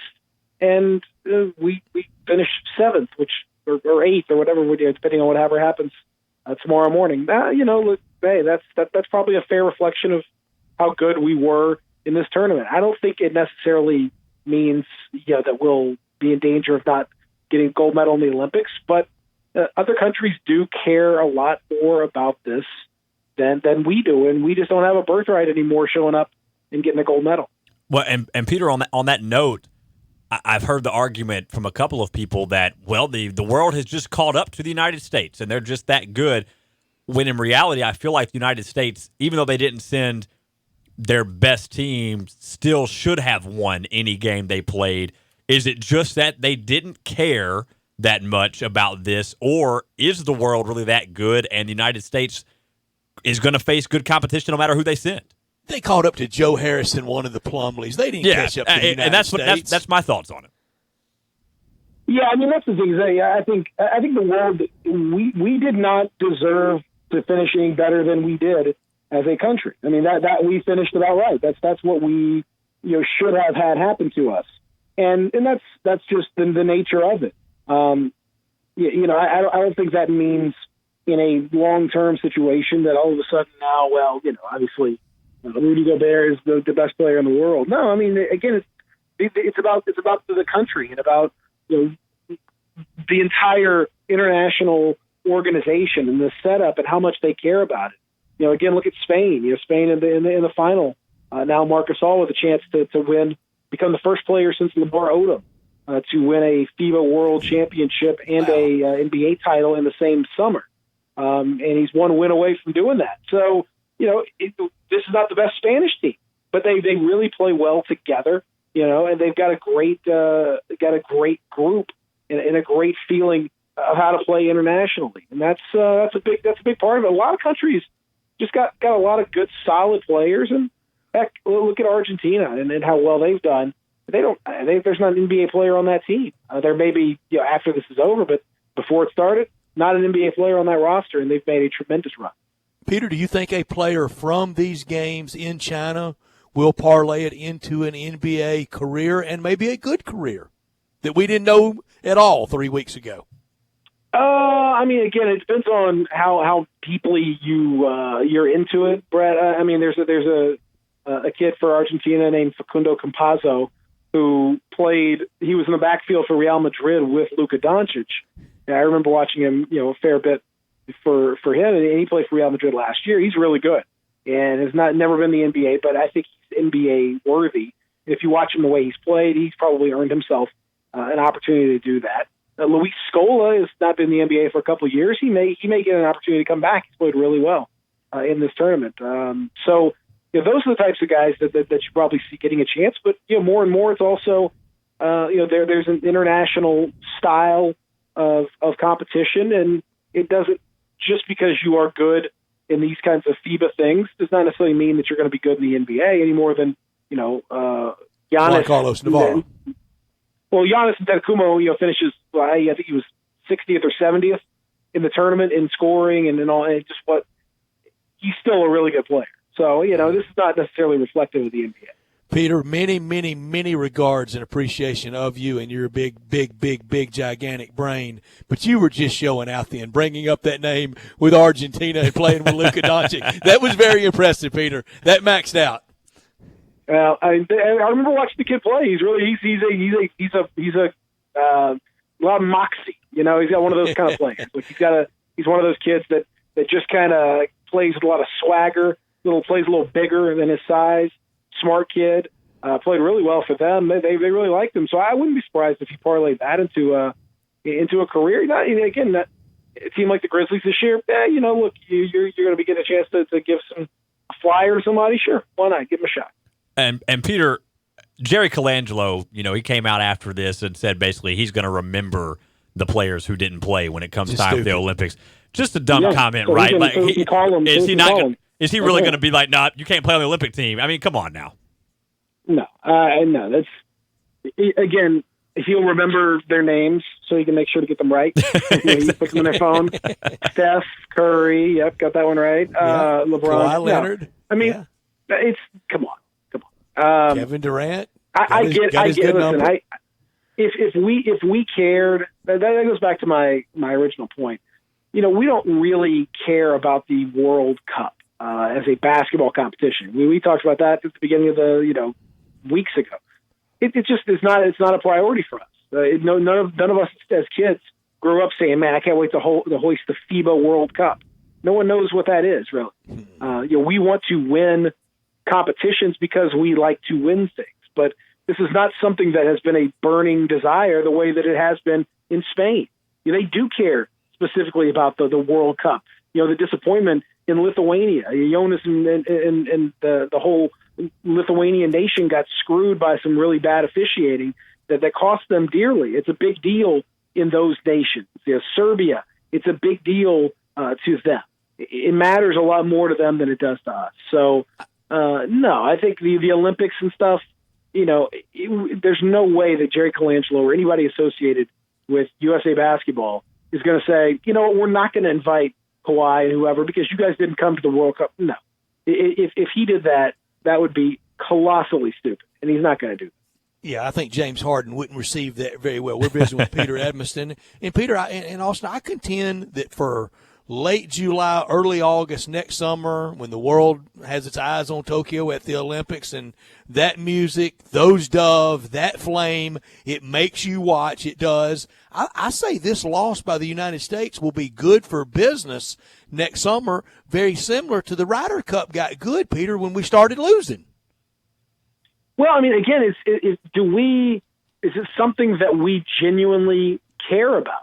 And in the Olympics, absolutely it is. And yeah, you're right. If you feel as though all of a sudden there is a legitimate threat and people start really taking it seriously, there's no doubt it's a big deal. And it makes it better. But there are a lot of problems with FIBA basketball. I mean, I don't know if you've done a lot of the research. We talked about this on the show earlier this week. The officials, I would encourage everyone to look into the officials to this tournament. The level that they actually officiate at outside of this tournament is shocking. They are, it's just about a half a step above the guys that are taking the whistle for your rec league game over at Lifetime Fitness. Very, very similar quality level, and it's to the point, and that's true. I'm not exaggerating that much. We're talking about like the lower levels of like Iranian basketball, not even the highest levels of Iranian basketball. Stuff like that. They've had all kinds of problems with officials and officials unions and all this in the past. So it's just a really low level of officiating, and a lot of guys just don't want to mess with it. You want to go over for your 6 weeks, 8 weeks of your summer, as long as it's not the Olympics, and you're going to mess with those bad officials, you're going to mess with the weird rules, you're going to mess with them. No, it's not necessarily worth it to them. The big question is, and I think what will, and really the biggest factor may not even necessarily have to do with the United States. It's to watch a guy like Jonas, let's say, or to watch Bogdan Bogdanovic for Serbia. How does that translate to the NBA? Jaylen Brown.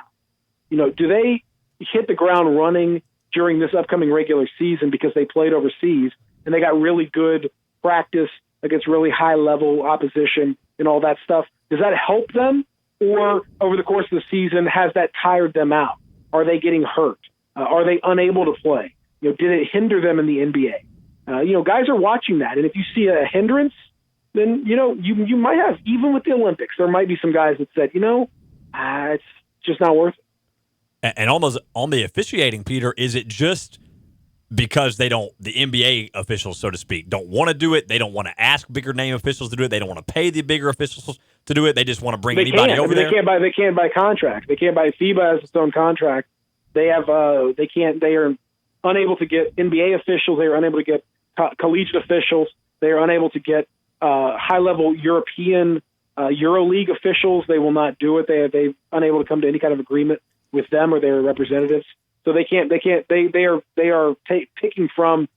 You take the top 3 leagues of referees right out of it before you even get started with this tournament. So it is a really poorly officiated event from the very beginning. Peter, last thing on the international scene on FIBA, and I don't think any answer here, and it might just be supposition on your part, but you know him pretty well, and you've had a lot of conversations through the years with Marc Gasol. Winning a gold medal at the Olympics for Spain or winning an NBA title, which one do you think moves Marc Gasol the most?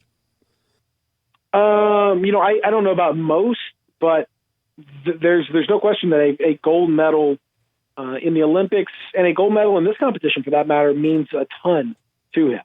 I think it's a totally different part of his competitive brain, but it's no less important. It's two sides of the same coin. But, in Spain, especially because, for example, he's doing this with Ricky Rubio, a guy that he has had a relationship with for a long, long time. Not necessarily pal. But this is his team in a way that very few teams, they won an NBA championship, and that meant an enormous amount to Mark. And sure. it has been huge for him. But he wasn't the man. He was a big part of that team, but that was Kawhi Leonard, really doing the lion's share of the work in terms of at least, pushing them over the edge. This Spanish team, he just got done scoring, 33 points, hitting 4 free throws in double overtime in the semifinal, as clutch as it gets against Australia. He holds a different level in Spain. And so I do think it would mean it would be an enormous benefit to him, but it would hit him different. We're getting close to the Grizzlies. Are you ready for the grind, pardon the pun, to begin? Yeah, I'm excited, man. We are 2 weeks from Monday will be media day, and that week will then be the week of quote unquote training camp, and then you'll go into early that next week, that next Monday, or Sunday will be you'll be seeing exhibition basketball here very, very soon. So yeah, it is happening very quickly. We're seeing this is the deadest of dead times apart from all this the FIBA stuff and the Andre Iguodala stuff that kind of flares around every now and then. Otherwise, most NBA folks are maybe getting the last little rash of vacation here and there before everything kicks off very, very soon. Well, and Peter, on the Grizzlies, the biggest story of late with them has been Andre Iguodala and this lack of willingness from fans and, as it would be made out in the media, the front office, to buy him out and to send him wherever he wants to go. I personally think that they need to buy him out, move on from him, let him go where he wants to go. That's just me. What is it in Memphis, I guess, about the fans especially that is just this anti-doing anything to let a player do what he wants to do? It seems like it's going to, we can't let Andre go. It's going to help another team or something like that. We need to keep him. Andre doesn't want to be here. So why is there so much stubbornness involved in this argument for keeping him? Well, I think also a lot of people think that the idea, if you were to buy him out, you would be, acquiescing to the will of the NBA media behemoth and the bigger market teams, and you would be getting bullied, and it would be another example of little old poor Memphis getting trod on by the big boys and blah, blah, blah. None of that is true. I mean, it depends on what the organization wants to do. If they want to keep Andre Iguodala into the regular season, they are certainly well within their right to do that, whether they want him to play or not. We got a few separate things to kind of sort through here. I mean, first of all, remember this. He makes about $17 million. So if they're going to trade him, they're going to have to find something of an equivalent salary in order to trade. That you can't just, no team has the ability to absorb that money. Well, they have to find, a decent contract or a young player that they're willing to take back as part of that deal, or find some acceptable contract, and also find a team that thinks that Iguodala is the difference if you're going to make that trade. That's not as easy as you think. People say, oh, you can get whatever for him. I encourage you, go try, take the NBA trade machine, go to ESPN or wherever, try to find deals that work within the parameters of trades and also make sense for both teams. It's not quite as simple as you might think. So if the Grizzlies want to take him into the season, you got to bear that in mind. You still have to deal with actually the formation and the structure of a trade. That's pretty tricky. If they want to take him into the season as well, it's going to cost them, somebody on their roster. And, while it may not be that big of a deal not to extend and go on with Ivan Rabb or whatever, then, maybe it's different for Bruno Caboclo. I mean, you do have to start looking at your roster overall, and you're going to have to carry him in with a roster spot. So that's going to sacrifice something, some roster individual, whether it's one of the guys, the veterans that you want to hang on to for later in the season for trade purposes, a Solomon Hill or, the Plumlee situation or something like that. Maybe you can get rid of those guys, without as big of a deal, but it's still going to be something that you're going to have to sort out. The last thing is, if you keep him around, the phrasing was interesting in Shams Charania's tweets, which were, more or less written by Andre Iguodala's representatives themselves. It was about as transparent as it could have possibly gotten. Usually that agent intervention is hidden a little bit better, but Shams didn't hide it all so well. The thing with that is, it is going to be a distraction for the team. And I don't know why you would insist, if you're going to keep him on the roster for trade purposes, I don't know why you want him to play. I don't know why you need him to show up. He's not part of your future. He doesn't want to be Vince Carter and be a mentor to younger players. He's made it pretty clear he wants to play for a competitive team. This might be his final year. Okay. So we can keep him on the roster for trade purposes, but the phrasing and the wording of Shams' tweet indicated that they felt as though the Grizzlies were compelling them to show up to camp and to show up as part of this, which to me would be counterproductive. That would just be inviting controversy for the sake of controversy. Just leave him where he is, let him stay home and then do whatever. But that also doesn't mean that you have to just immediately, seek a buyout or whatever. No, you still got plenty of time to do that if you want. Peter, we will be listening to you tonight as you call the Oakland and Germantown game. Oakland, the defending 6A state champion. Hope no power outages tonight. A game that started on Friday, ended on Saturday last week. Best to you tonight. Yeah, you and me both. Oakland scoring 59, 86, and 69 in their first three games. So the offense is not a problem for the Oakland Patriots. A nice portmanteau of the two teams with Antonio Brown on their roster this year as well. That sounds like basketball scores, and I love the A-B take on the high school level. Peter, have a great weekend. Thank you very much. Peter. All right, gentlemen. Thank you. You got it. Peter Edmiston, and you'll hear him tonight on 96.1 calling that action. You'll hear Eli Savoy doing the Christian Brothers game. We talk high school football in a few minutes with Glenn Rogers Jr. I want to tell you the perfect way to tailgate tonight, or just have the tailgate at home over the weekend, or go out to a college tailgate. That's with the commissary, the Germantown commissary, the Collierville commissary. Either place, the new Collierville commissary at Houston Levy and Poplar, or the original in Germantown, Memphis-style barbecue and ribs, delicious and authentic Memphis-style great food. We are lucky to have Walker Taylor in our community, and we are lucky to have these two great locations. Begin your barbecue feast with some great appetizers like the cheese plate or the tamales or the barbecue nachos. The smoked chicken wings are just fantastic. Dig into the ribs or the shoulder, get it chopped or pulled on a sandwich, a big sandwich, or you can get it on a plate. Comes with beans, slaw, deviled eggs, and bread as well. You can even order it by the pound, or a 6-pack or an 8-pack or a 12-pack, and we love giving away 6 packs of barbecue from the Germantown commissary and the Collierville commissary when we do trivia. The Boss Man salad, the chicken plate, or the barbecue shrimp, the wonderful tamales dressed with chili, cheese, and fresh onions. and the best lemon icebox pie I've had anywhere. Terrific banana pudding as well. 901-754-5540. Online at commissarybarbecue.com in Collierville and Germantown, and great party areas at the new Collierville location. You want a game-watching location for your team and your group tomorrow, go there. Catering, tailgating, and it's always time. It's never too early to start thinking about the 36-hour holiday bird from the Germantown and Collierville commissary. Walker Taylor, he does it the right way. When we come back, we'll visit with Glenn Rogers Jr. and talk high school football. Austin Eldridge in our Family Leisure Studios. You're listening to Sports Time with Wolo and Stats on Sports 56, 87.7, and 96.1.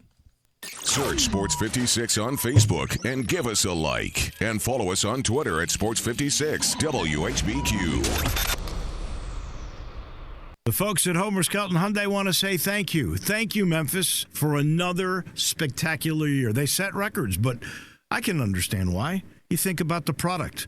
Where else do you get a 10-year, 100,000-mile limited powertrain warranty? That's what you get on every new car at Homer Skelton Hyundai. Oh, and thank you again for the 11th straight year, the #1 certified pre-owned car dealership in all of Memphis. It starts with that product, but then it goes to the shopper assurance. Where else do you go where you get transparent pricing, flexible test drive, take the car for a couple of days if you want, streamlined buying process? You're not going to be there all day, in and out. And then, and I have not seen this anywhere else, the 3-day worry-free exchange. You buy a new car, if you've got any buyer's remorse, you've got 3 days to change your mind. Just get on Lamar, take it into Mississippi, the first exit's Craft Road, turn left, and go see Chris True and all the gang at Homer Skelton Hyundai. This is Stacy on her motorcycle. What an incredible view! And this is Stacy off her motorcycle. Does this have sucralose in it? On her motorcycle. Oh, the wind in my hair! Off her motorcycle. It's pronounced et cetera, not etc. On. Woohoo! Yes! Off. No. You're better on your bike. And with basic policy starting at $75 a year, quote today at Progressive.com. Progressive Casualty Insurance Company and affiliates. Annual premium for basic liability policy not available in all states. You're in charge of hiring, and Indeed has solutions, like online skills tests, which let a candidate show that they're the right hire. We'll also have a dolphin chatter excitedly in front of the perfect candidate. Okay, there's no dolphin. But skills tests, that's a for sure. See why independent research by Silk Road shows Indeed delivers 3 times more hires than any other job site. Visit Indeed.com/promo today and get a free sponsored job upgrade on your first posting. Terms, conditions, and exclusions apply.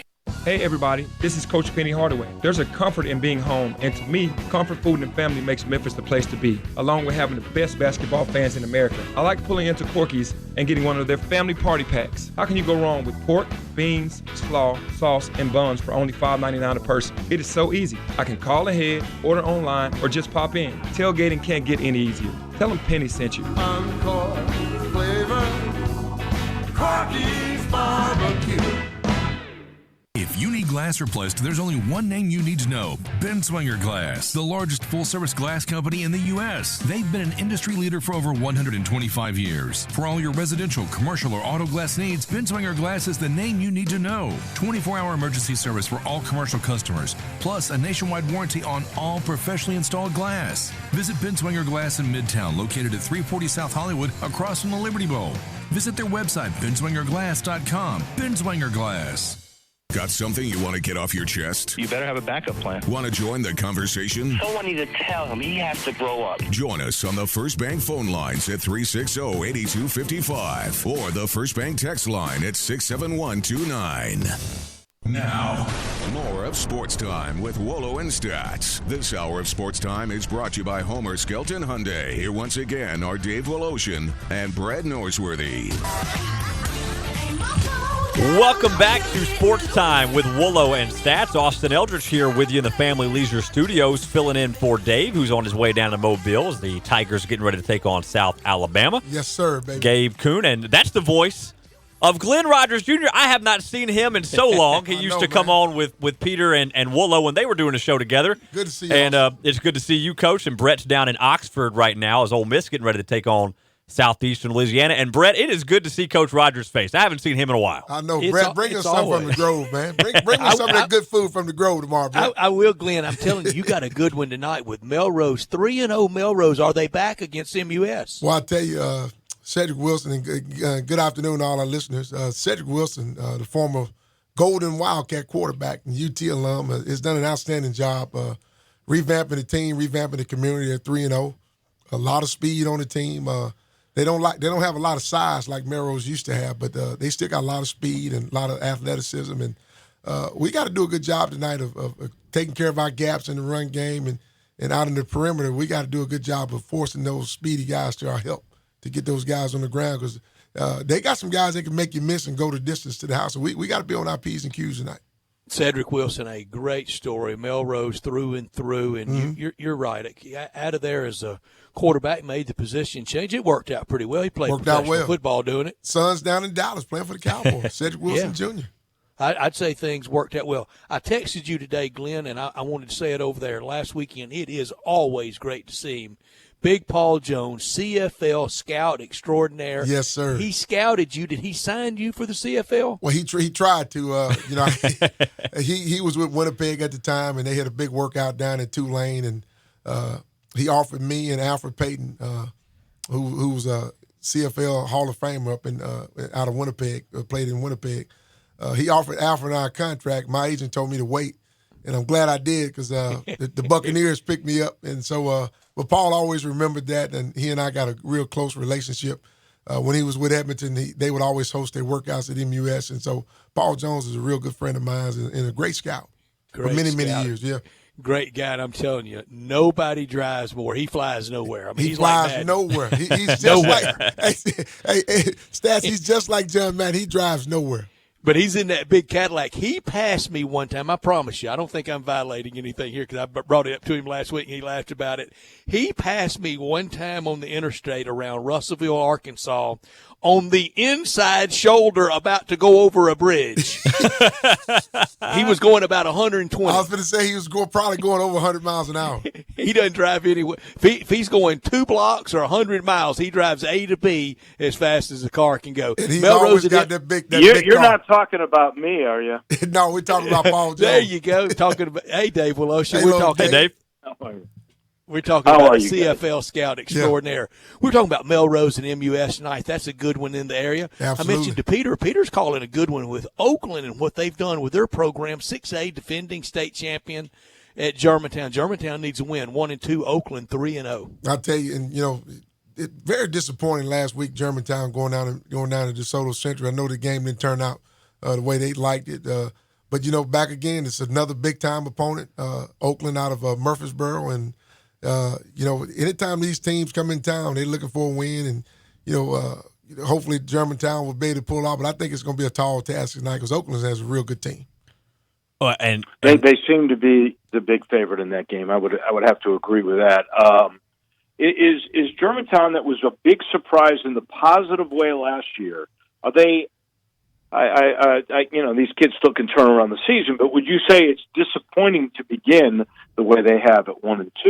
Facing this powerhouse tonight? Oh, I think Dave, you ask anybody in Germantown, absolutely, it's a disappointing season so far. You never want to start out 1-2, but they play some good teams. Then this Dave and Stats, and we all know this. When you have a coaching change like this, it takes some time to get your system implemented. It takes some time for the kids to get used to you because the coach they had there was there for 4 or 5 years, and so all that comes into play, and so. That's probably why the early struggles right now. It's going to take some time for those new coaches to implement their system and what they want to do with the kids. Well, and Coach, one of the biggest games probably of the season already happening tonight with Houston and ECS. Both of them 3-0. Houston averaging almost 43 points a game, and ECS, on the other hand, is only allowing, I think it's around 4 points a game they've allowed on average so far. This one's going to be tough. Whoever gets either their offense or their defense going early is going to be the winner here. Yeah, and Jalen Greenwood from ECS, tailback, a lot of speed, a home run hitter, and Scott Vogel, the D coordinator out of MUS. Love what Scott's doing, and Trey Adams, the head coach. It's going to be a tall task tonight because Houston has a great running game, a good tailback, big. They're very, very big up front, and so it's going to be a dogfight tonight. I think I'm going to get a nod to Houston. I think they probably have a little bit more depth, but it's going to be an exciting ball game. It would not surprise me if ECS pull out the victory. Well, and Lincoln Perry, he's already got 7 TDs through 3 games. He's going to be a key for Houston. He's a workhorse. What are you saying, Dave? I guess what I was saying was really, we look at those two schools. ECS has had numbers that were way down in terms of student population. Yeah. And they are coming back in a big way. But I think Houston, how many more guys on their bench will they have? How many more numbers in the football program in Houston than ECS? They should be the big favorite in this game. What ECS has done this year is pretty remarkable, really. It is. And, Jalen Greenwood, like I said, they got a big tackle that's being recruited by everybody. And, Trey Adams, the head coach, and Scott Vogel, those guys do an outstanding job of getting the kids prepared and implementing the game plan. Those two guys was there with Jonas Rodriguez, so I'm sure a lot hasn't changed offensively. Or especially defensively, because Scott Vogel's the D coordinator. But what was it? With these games like this, with the weather being the way it is, depth is going to be a factor in these games tonight. And that's why I'm going to get a nod to Houston. I think they probably have a little bit more depth to wear ECS down up front. Glenn, you surprised me a few weeks ago when you said this may be the best Briarcrest team ever, better than the Hugh Freeze, Michael Orr, Brett Toney, a lot of good players. Greg Hardy, all those players in the early to early aughts, 04, 05, that stretch for Hugh Freeze tonight. They're 3-0. They face Montgomery Bell Academy. First thing I was shocked about Montgomery Bell Academy after 3 games being 1-2. Yeah. With Pearl Cone, I kind of watched a little bit of that game today. They opened up with Pearl Cone and Tony Bernetti. Barry Bernetti's uncle is the head coach of Pearl Cone. Pearl Cone did a good job of turning the ball over and getting after him up front. And had some big plays and won at NBA for the first time in probably a number of years. And then they had a loss the week after that against, I think, a team from out of town. And so they played some good opponents. They got back on schedule last week, beating St. Benedict. And this will be an interesting game tonight because last year it was a close game in the playoffs. NBA squeaked out a win. And so this is a game that Briarcrest, I'm sure, is favored. But it's not going to be an easy ball game. With NBA, a team like them, they're so disciplined and well coached. You're going to have to lay the knockout punch on them because they're not going to go away easy.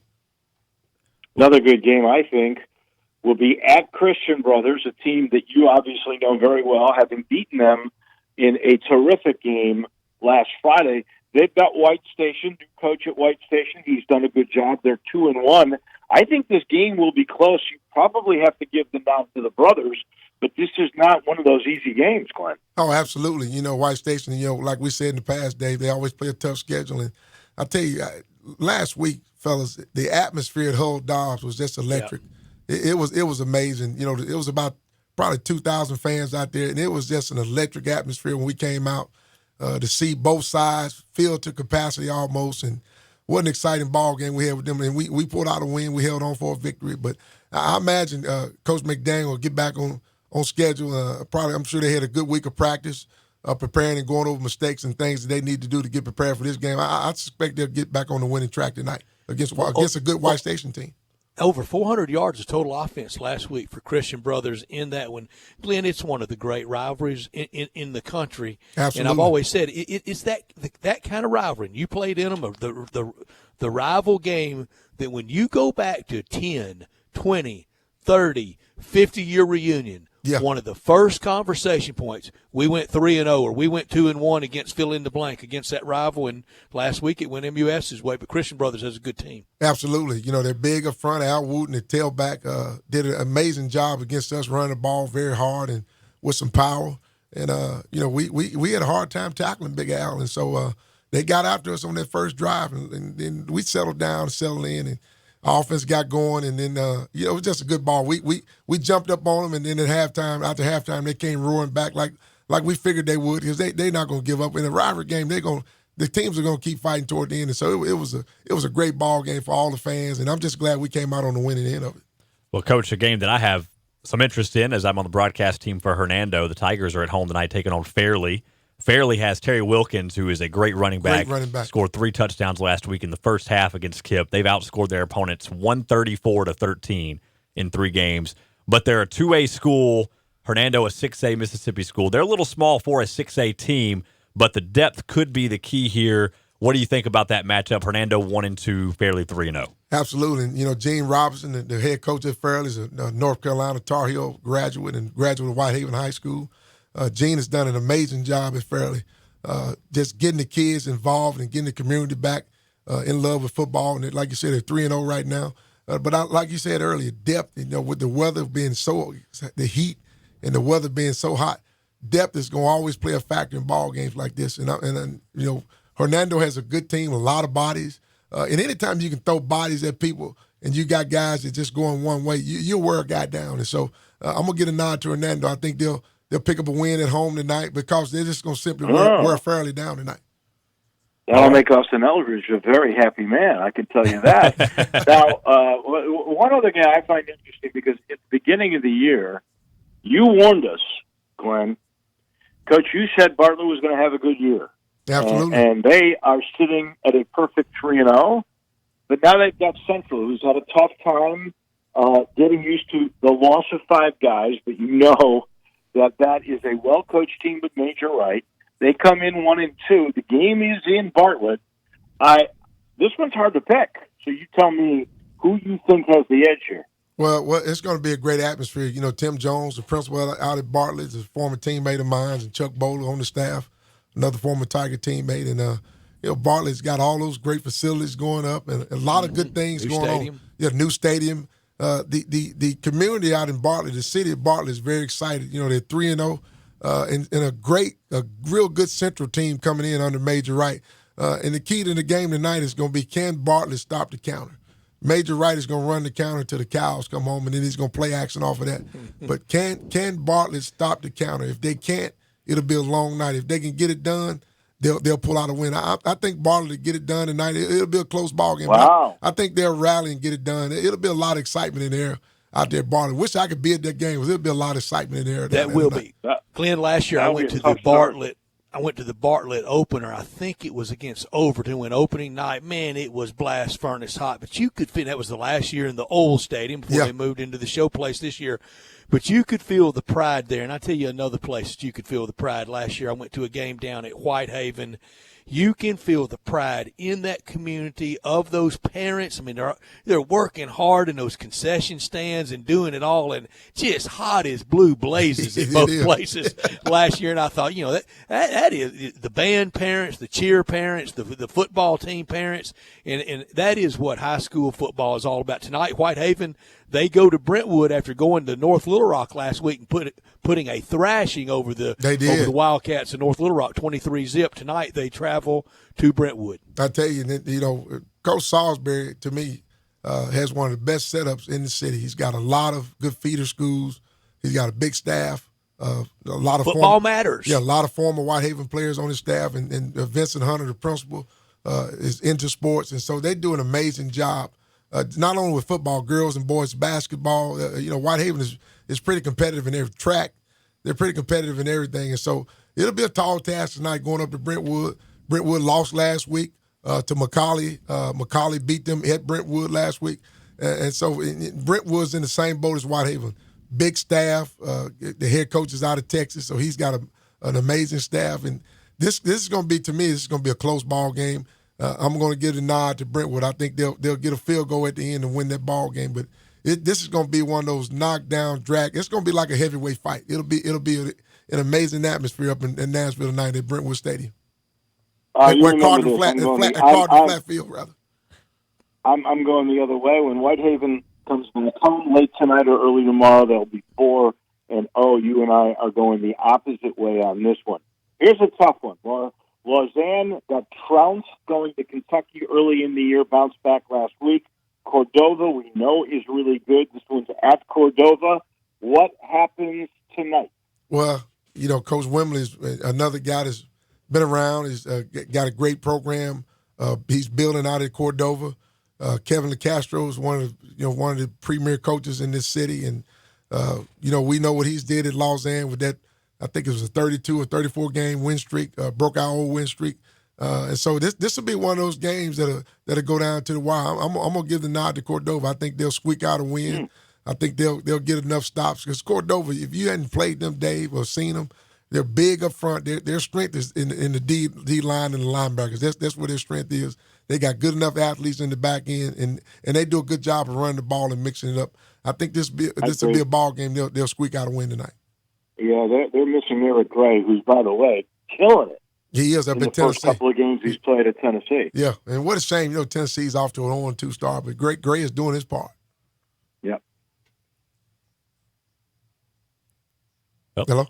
Glenn, I thought we might have lost Brett there for a second. Yeah. Glenn, thank you so much for joining us today. As always, we appreciate it so much. And tonight, good sportsmanship, and no injuries, and everybody enjoy the high school football scene. Absolutely, and good luck to the Rebels, and go Tigers, go on the road tomorrow. For sure. Thank you, Glenn Rogers. Thank you, guys. Rogers talking high school football with us. Dave, you made it safely to Mobile. Yeah. What made you Cubbies so mad? They gave up 4 in the top of the first, answered with 5 in the bottom of the first, and 5 more in the bottom of the third to lead 10-4 after 3 frames in Chicago. What made you Cubbies so mad? Well, I think 10-4 over and out. Wouldn't you say that was a part of it? No, they're trying to keep pace with the Cardinals that never seem to want to lose, or the Milwaukee Brewers, who never want to seem to lose. I told you the Cardinals are never losing again. The playoff. They're never losing again. That may be right this time. How about this breaking news from the PGA Tour? Yes, the 2020 season, it may confuse some with calendars out there. It has started. Right. It started at the Greenbrier today, and Kevin Chappell with a 59 at the Greenbrier today.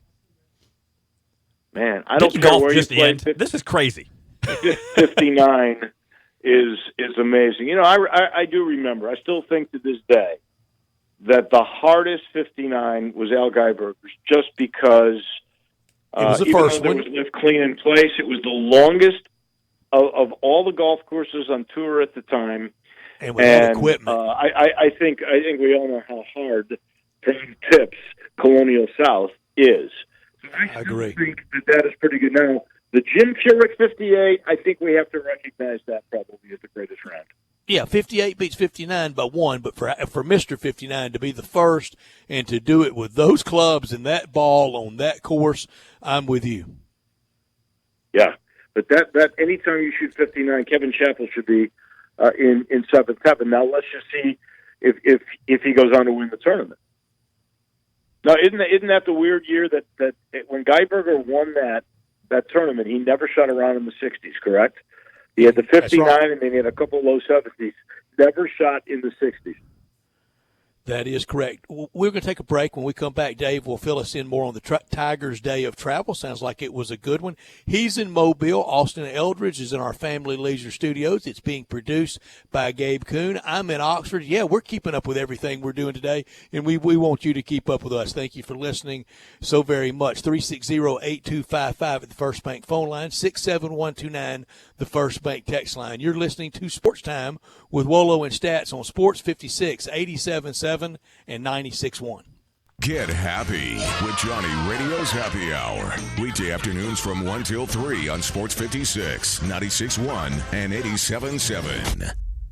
Campbell Clinic now offers daytime walk-in care, and you don't need an appointment. If you've got any kind of urgent break, sprain, strain, you can walk into any of their 5 convenient locations Monday through Friday from 8 until 4. There's no long wait you have to put up with the ER, and those doctors are really good, but they're not orthopedists. They're not world-renowned orthopedists who have come up with different procedures and written the manuals for them that are used everywhere in the world, and I'm not kidding you. And you can now see those doctors who treat the Tigers, the Grizzlies, the Redbirds. You can see them today without an appointment. And I'm talking Collierville, Germantown, South Haven, downtown at the Med Center, or even the Campbell Clinic Spine Center in Cordova. Now, if you've got something pressing, you got to go to work, and you can bear the pain until the evening, there's Campbell Clinic After Hours. That's Monday through Thursday from 5 to 8 in Germantown, South Haven, even Saturday morning in Germantown. If you're injured, don't wait. Visit Campbell Clinic Walk-In Care or Campbell Clinic After Hours. Hey, you doing, people? And if it's a Chevy you're looking for, any new Chevy, Olive Branch is where you need to go. New 2020 Silverados and Blazers are at All-Star Chevrolet, ready for you to drive today. Traverse, Equinox, Impala, best new All-Star Chevy lineup ever. And most have 0 for 72 financing. So give these Chevys a test run. Roll the windows down. Enjoy the weather. Crank the music up. Pretend like the car is going to be yours, because it is going to be yours. And best of all, All-Star has the ABCs. A, the All-Star Challenge. Take any written offer from any Mid-South auto dealer to All-Star Chevrolet, and you can get a better deal, new or pre-owned, or they buy you a tank of gas. B, best buying experience, period. No wasting your time. They make it easy. And C, customer care. You're all in. Loaner cars, free oil changes. It's the All-Star family, and they're going to treat you like that. It's not South Haven, not the Pike, not Collierville. It's got to be Olive Branch. Find new roads to All-Star Chevrolet or go to allstarautogroup.com. Tee it up at Edwin Watts Golf Shops this year with the new 2019 fall arrivals. Introducing the strikingly new T-Series irons from Titleist, featuring the T100 iron designed as a player's iron, the T200 iron, a player's distance iron, and the T300 iron, the complete game improvement iron. All pure Titleist. Let us help you find the right set and get custom fit today. Just a few of the new releases you'll find at Edwin Watts Golf Shops, home with a 90-day, 100% satisfaction guarantee, serving golfers since 1968. Stop. Pick up your golf clubs. Head to my favorite place, Vantage Point Golf Center, 9580 Macon Road in Cordova. Open 7 days a week. Vantage Point Golf Center. They got it all. Top Tracer powered by Top Golf. Track your shots like the pros. You know exactly where you hit the ball. Have a beer, eat a sandwich, and relax. Over 50 grass spots and fully lit for nighttime. There are 18 holes of mini golf. It's fun for the whole family. Visit Vantage Point Golf Center. They've got it all. 1 mile west of Houston Levee. Your trusted source for pool supplies and end-of-season pool closings is Mario's Pool Supplies in Germantown, Tennessee. As the pool season crawls to an end, let Mario close your pool for the winter and secure it with a new safety cover to protect your children and pets over the winter. The 2019 People's Choice Award winner for pool supplies and service, Mario's Pool Supplies, 1986 Exeter Road in Germantown, Tennessee, is your one-stop shop for everything pools. Call 901-552-3399 or stop in and talk to Mario today. Football is here. I know. I have a Sports Talk radio show. Why do you always have to throw that in my face? Because it's fun. Now, let's get down to the Central Barbecue ad. We're talking the incredible bulk. I have no idea what that means. Tailgating and Central Barbecue means this is the time for bulk ordering. Oh, I get it. Incredible bulk. Yes. You call ahead and order enough delicious Central Barbecue food to feed your entire tailgating crew. Central Barbecue is your one-stop shopping destination for all your chowing down needs. And with all their locations. Central Avenue, Summer Avenue, downtown, or the shiny new location on Poplar. There's a Central Barbecue central to wherever Memphians are. Nice line. Now, more of Sports Time with Wolo and Stats. This hour of Sports Time is brought to you by Homer Skelton Hyundai. Here once again are Dave Woloshin and Brad Norsworthy. Who says Sport 56 WHBQ isn't a national show? We got people all over the place, Gabe. We've got me here in Memphis in the Family Leisure Studios. We have Brett down in Oxford at the Family Leisure Studios South. And then we have Wolo in Mobile at the Family Leisure Studios a little further south and a little further east. We got people all over the place. That's how good Family Leisure is. Dave, we talked to Gabe earlier today about sometimes the first roadie can be a little tricky. How was the travel party? How was the flight and everything to Mobile getting ready to play the Jags tomorrow? The travel was, relatively easy. It was a short ride. There were, I think they call them thermal pockets, where they may be misconstrued for turbulation, but you go in and you think it's turbulence, but you're really going up, and then you come back down a little bit. But 53 minutes, it wasn't that rough, and everybody is in good spirits. The team, of course, went directly to Lad People Stadium, and they are working out. They don't do too much, but they worked out a little bit, and they're probably arriving back at the hotel right now. And we came straight here, and thus I came straight to the phone. Yeah, and Dave, I know with moving with Ole Miss, I mean, it's hard to move a football team and everything that goes with it, all the equipment and all the different people. Often the flight to a place takes less time than from the airport to the hotel takes. That's true. This one was relatively easy, to be honest with you. Now, tomorrow you're just hoping that this team is ready to play on the road. They have done that on several occasions in the Mike Norvell era. If you take a look at Brady White's numbers, They are not what they are at home. And he's going to have to play a role. You can't just run on this football team at will, because their defensive line is pretty stout. And, the running game is the key of this thing. You got to stop their run, because that's all they do. They're one-dimensional, but they're decent at taking away the run game. They did, with physicality, keep Nebraska in check. Nebraska only had 276 total yards. So Brady White's got to be big in this game, and he's got to play like he does at the Liberty Bowl. I want to say his percentages on the road last year were in the upper 50 percentile, where they were about 70% at home, maybe even better. So he's got to be like he was last week. Dave's second straight Thursday night at the NFL game was not a great one. And I said earlier, I don't think it was that ragged. It wasn't that many turnovers, but it was not a free-flowing game. It was nothing like the game, either game on Monday night, or even some of the great slate from last Sunday afternoon. Cam Newton, he loses that game. They are 0-2, and he looks like his skills have really diminished. Awful. He does not look like the guy that won a Super Bowl and was the MVP. He didn't win a Super Bowl, Jameis was Winston, MVP. I think we got to give Jameis Winston a lot of credit for playing when he's playing for his life now. He really is. Everybody thinks he is not able to be a frontline NFL quarterback, and this is his last year under this current contract. I think Bo Marchant, wasn't he the one, or somebody said yesterday that he didn't think he would be with Tampa next year. I don't know. I think he came to play last night. The game was choppy right from the beginning, because you had that, as soon as they started, you had that delay. I thought Tampa had plenty of chances to put the game away.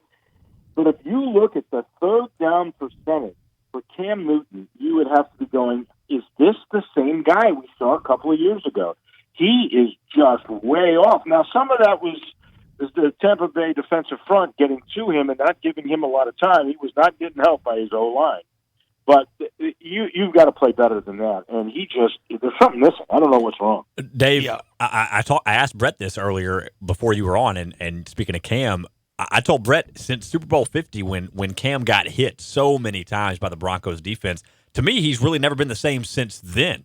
You think that has anything to attribute to his bad play of late? I really don't know. I just think he got rattled last night. I mean, there were throws to wide open guys that were so far off target. Close. You were amazed. He got bailed out by Olsen once on a great one-handed behind-the-back catch. I never really felt until the very end, when they were getting every break in the world, that they were going to actually come down and score. And I'm thinking in my head, will Jameis Winston have enough time? Maybe a minute 20. They only had one timeout because they blew it there, or they actually had two because they put it back on for taking a penalty. But what a great defensive play that was made by Tampa to save the day. And that was a curious call, too. You're a half a yard away from a first down, a yard and a half away from a touchdown, and you tried that tricky play with McCaffrey instead of going with the guy who used to get you 2 or 3 yards with shoes right before. They've lost faith in Cam. That was sad to see for Cam. But let's face it, our friend T.J. Reeves, his team needed that. Tampa did not want to go 0-3. Now you realize Charlotte is now, the Carolina Panthers are 0-2, and they've lost both games at home. I'd say that's a tough start. That is bad. That is bad. I'll tell you what is good. Matt Eflin and the Eflin Insurance Group. That's good. Over 20 years of insurance experience, all in this market. I'm telling you, the guy went straight to the U of M when he got his degree, right into insurance, and it's exploded. They have several offices around town. The main one is at 8099 Stage Hills Boulevard in Bartlett. And he's got this unique approach, and this is why he's been so successful in all these 20 years. It's a one-on-one approach to evaluate each individual's needs. And he has all types of insurance to meet your needs, either personal insurance or even business insurance. You sit down with him, you tell him what's important, what you really need to protect, and then he'll give you a bunch of options. You work together, you collaborate, and voila, you are protected. Hey, all you got to do is make a call. 757-2315. He'll give you a quote. He gives you that kind of personalized service. 757-2315. That's the Eflin Insurance Group. On the road with the Tigers, Dave Wolo, and in the Family Leisure Studios, Austin Eldridge. Hour 2 in the books. We come back with the last hour of the week with Rick Harrow and the Friday football forecast brought to you by First National Bank and Trust. All that's next in our final hour on the week on Sports Time with Wolo and Stats on Sports 56, 87.7 and 96.1.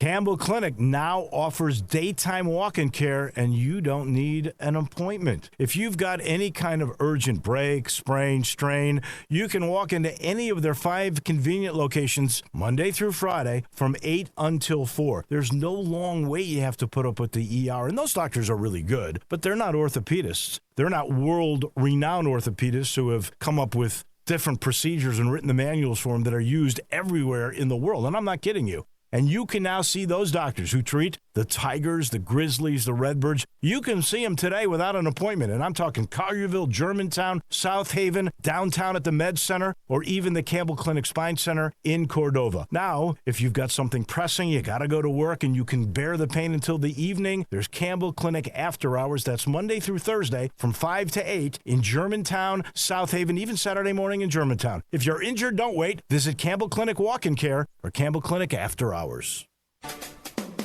Hi, this is John Conway with Conway Services. School's back in. Are the kids going to be running out of hot water every morning? Or worse, are you going to be out of hot water by the time they leave? It may be time for a tankless water heater from Conway Services that never runs out of hot water. At Conway Services, we're making now the perfect time to replace that old energy-guzzling tanked water heater with a new tankless water heater with 24 months to pay, interest-free. Or I'll give you $250 for that old tanked water heater. These energy-saving models only heat the water you use, saving you money on your gas bill every month. And you know with Conway Services, you'll be receiving our award-winning service every time. And no more worrying about that tank bursting in your attic either. See why I say now's the perfect time? Call Conway Services, the Mid-South's premier tankless water heater professionals at 384-3511. That's 384-3511. And the first 30 callers with a 10-year-old water heater, we'll come out and inspect it absolutely free. Call 384-3511. Conway Services. Call Conway today. Get your gun, Nellie, and saddle up Penelope. It's Western Trading Days at Sunrise Buick GMC. Old-time trading prices on over 700 new Buicks and GMC trucks, and the Sunrise Used Car Corral has over 500 in stock. Ranch managers have been told to cut prices to the bone, and remember, you can bring your car to Sunrise Service no matter where you bought it. If you're a good person with bad credit, SunriseMemphis.com will help you put one of your brand on these little fillies. Free hot dogs and Cokes at the Chuck Wagon. Western Trading Days going on now at all 3 Sunrise locations. We make it fun to buy a car again. Memphis, it's official. Crab King Seafood is where it's at. For the most flavored seafood and biggest plates, run to a Crab King's near you. Visit our Bartlett Cordova location at 7140 Stage Road or our East Memphis location at 5992 Knight Arnold Road. Starting this week, get 3 juicy snow crabs, 17 shrimps, 2 whole sausages, 2 corn, 2 eggs, and a large side of potatoes for only $43.99. That's right, $43.99. The price, the portions, the service is why Crab Kings is number 1. Make the right choice the first time. Make it Crab Kings. Come and devour our tasty snow crabs, king crabs, shrimp, salmon, and catfish. Enjoy Memphis' best tasting pastas with your choice of toppings. Visit our Bartlett Cordova locations at 7140 Stage Road or our East Memphis location at 5992 Knight Arnold Road. Crab Kings is open Tuesday through Sunday. For more information, Google Crab Kings Memphis or download the app. Crab Kings, a Memphis original. Hey, you doing, people? And if it's a Chevy you're looking for, any new Chevy, Olive Branch is where you need to go. New 2020 Silverados and Blazers are at All-Star Chevrolet, ready for you to drive today. Traverse, Equinox, Impala, best new All-Star Chevy lineup ever. And most have 0 for 72 financing. So give these Chevys a test run. Roll the windows down. Enjoy the weather. Crank the music up. Pretend like the car is going to be yours, because it is going to be yours. And best of all, All-Star has the ABCs. A, the All-Star Challenge. Take any written offer from any Mid-South auto dealer to All-Star Chevrolet, and you can get a better deal, new or pre-owned, or they buy you a tank of gas. B, best buying experience, period. No wasting your time. They make it easy. And C, customer care. You're all in. Loaner cars, free oil changes. It's the All-Star family, and they're going to treat you like that. It's not South Haven, not the Pike, not Collierville. It's got to be Olive Branch. Find new roads to All-Star Chevrolet or go to allstarautogroup.com. If you're an outdoorsman and love all things hunting and fishing, be sure to listen to Sports 56 Saturday mornings at 6 a.m. for Outdoors Today. Brought to you by the Gun Store, 6920 Winchester in Memphis. Outdoors Today is a one-hour show hosted by veteran Mark Tobin and a group of respected outdoor-loving guests. Outdoors Today is dedicated to bringing outdoorsmen tips and techniques and tactics to help with your hunting and fishing in all seasons. Saturday mornings at 6 on Real Sports Talk, Sports 56, 87.7 and 96.1 FM. We are Sports 56 WHBQ Memphis, WIVG-FM Tunica Memphis, and WPG-FLP Memphis, Flynn Broadcasting Stations. Welcome back to Sports Time with Wolo and Stats. This hour of Sports Time is brought to you by DeSoto Auto Sales. Here once again are Dave Woloshin and Brad Norsworthy. From literally across the South, from Memphis to Oxford to Mobile and soon to be in Palm Beach when we visit with Rick Haro. That is our show today. This hour brought to you every day by DeSoto Auto Sales, where they specialize in late model cars with low mileage. They have the very high standards at DeSoto Auto Sales. All the cars test driven, checked out from head to toe. Unlimited inventory at DeSoto Auto Sales. Every make, every model. If they don't have it, they'll go out and find it for you. No shortcuts at DeSoto Auto Sales. You walk in, you're treated like family by kind, courteous employees, laid-back, down-home environment. No high-pressure sales, but they want you to have the ultimate car experience. They care about your time. Walk in, test drive your car, credit approved, paperwork done, and you're out in about 45 minutes. We're living in a world today that time matters, and they know that. It's that simple. Visit them online and check out the referrals at DeSoto Auto Sales, 5704 Goodman Road, 662-890-7184. Come on down to DeSoto County for that town and country experience on Goodman Road at DeSoto Auto Sales. We bring on now our friend Rick Haro to talk the business of sport, part of the NBC family and also visiting professor at Harvard. We talked last Friday about Rick Haro, you going to see your buddy Stephen Ross at the Dolphins game on Sunday. Yikes. Yeah. Yikes. So, obviously, I'm dyed-in-the-wool Dolphins fan, and I've got a speech early Monday morning in New York City, and the only flight that I could get leaves at 5 o'clock, which means I've got to miss much of the second half. You know what? It ain't going to matter. I'll duck out the back. That's okay. They're playing New England this week. You know that. And the drama would have been enough on the Antonio Brown side of the ball, but now we've got Minka Fitzpatrick, who was our number one draft pick last year, requesting a trade, and you know, the whole mutiny argument is not one of those things the players come up with by themselves. The media stirs it up, and then you know, this whole idea of stockpiling draft picks is usually something that's pretty relevant after the first half of a season, but not at the beginning of a season. So it's going to be a long year here in Miami. Rick, I think this is a fair question. I don't mean to be a smart guy. We know the greatest team, the only undefeated team in the history of the National Football League is your Dolphins. Could this be the worst team? Could this team, because of the way they've just given up so early, could this team not win a game? Well, it's possible, but you know, you never know, and it would be a terrible thing to even predict it right now. You know, they won't go into any game as a favorite, let's put it that way. And so when you trade many of your players the last minute, and you have 12 guys who've never been on the team coming in the week of game one, and how it was done is very difficult. The expansion teams come to mind, the Buccaneers. Remember the McKay, I'm all for the team's execution line. That team didn't win a game. The Lions were 0-16. They didn't win a game. And so, you know, there's a lot of discussion about that, which as a heartening, it's as a lifelong Dolphin who lives and swears by it, remembers the legacy of the undefeated team, it's very, very tough to take. Well, Rick, with the Dolphins looking so rough this year, is Brian Flores really going to face any kind of heat this year, despite how bad the team is? Everybody kind of expecting it, or is he already going to find himself on some form of hot seat if they don't get it turned around in some way? I remember NBA teams over the last few years going with a coach who will win 9 or 10 games, and then you finally run out of patience because the coach tries to do the job that he was hired to do, and it's just not working anymore. I truly hope that's not the case for him. I've met him, spent time, really good guy, says all the right things. He legitimately, he comes from a really poor background, so he's really honored with this opportunity, and he's a good teacher. I guess as long as you're a good teacher and you realize that the players back you, and maybe there are a few veterans in the locker room who've not emerged yet, but there might be some at the middle of the season who will appreciate this guy as a teacher.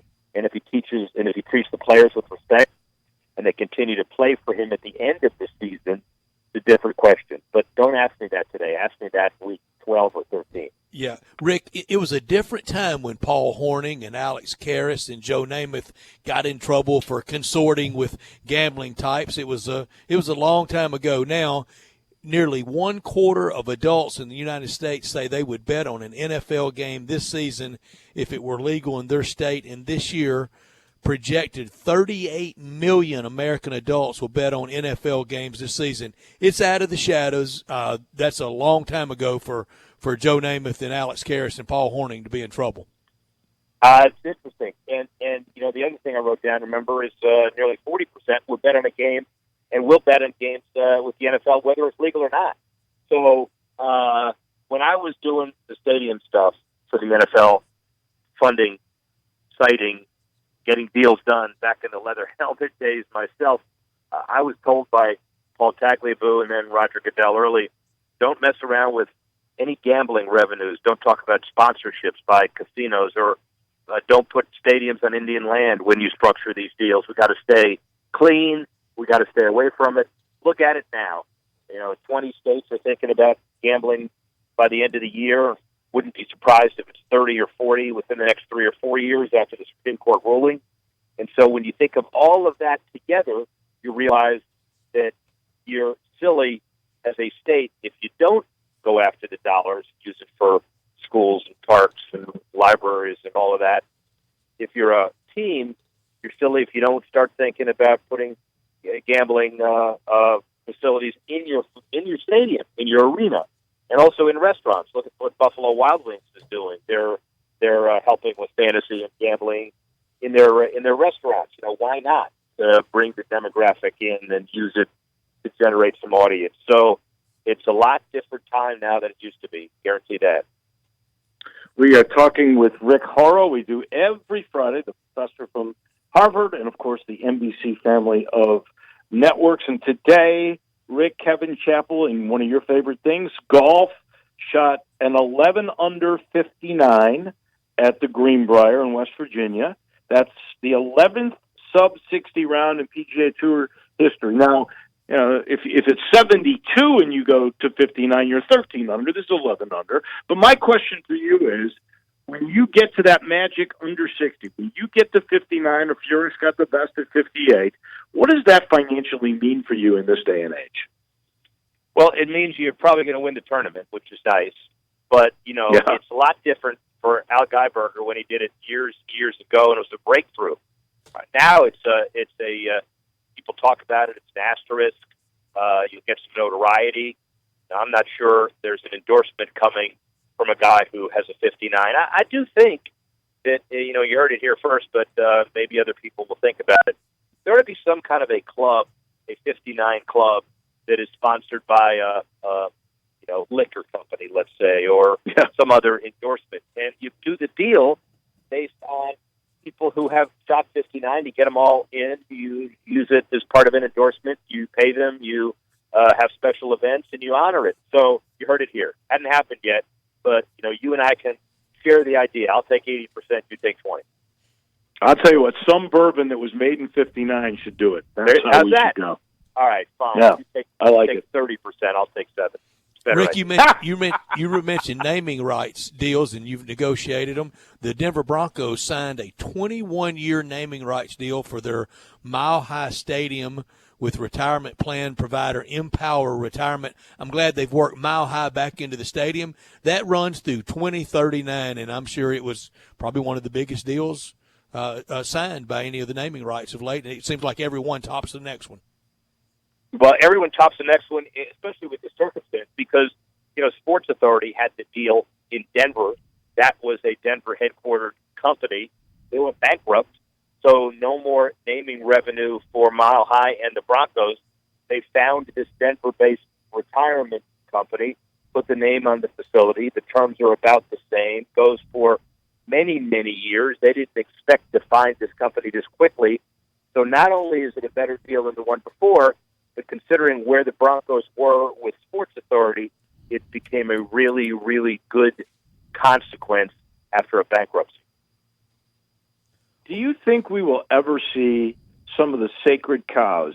And it would be hard for the two that I'm thinking of in baseball, Wrigley Field and Fenway Park, or let's just say the Rose Bowl in Pasadena, to that doesn't already have a name per se, but to say, okay, we want that revenue stream. We're going to put another name on this stadium. Do you ever think we'll see that day? Not in those parks because they have other consequences. There's Gallagher Plaza, named after an insurance company, which spent a big dollar deal at Wrigley. I was just there last week. And, Fenway is sponsoring or having a lot of their corporate partners sponsor areas now. The name itself, I would say, is priceless, and I don't think a corporation would want to affix their name to Fenway or Wrigley because there'd be a lot of blowback. There'd be a lot of criticism about it.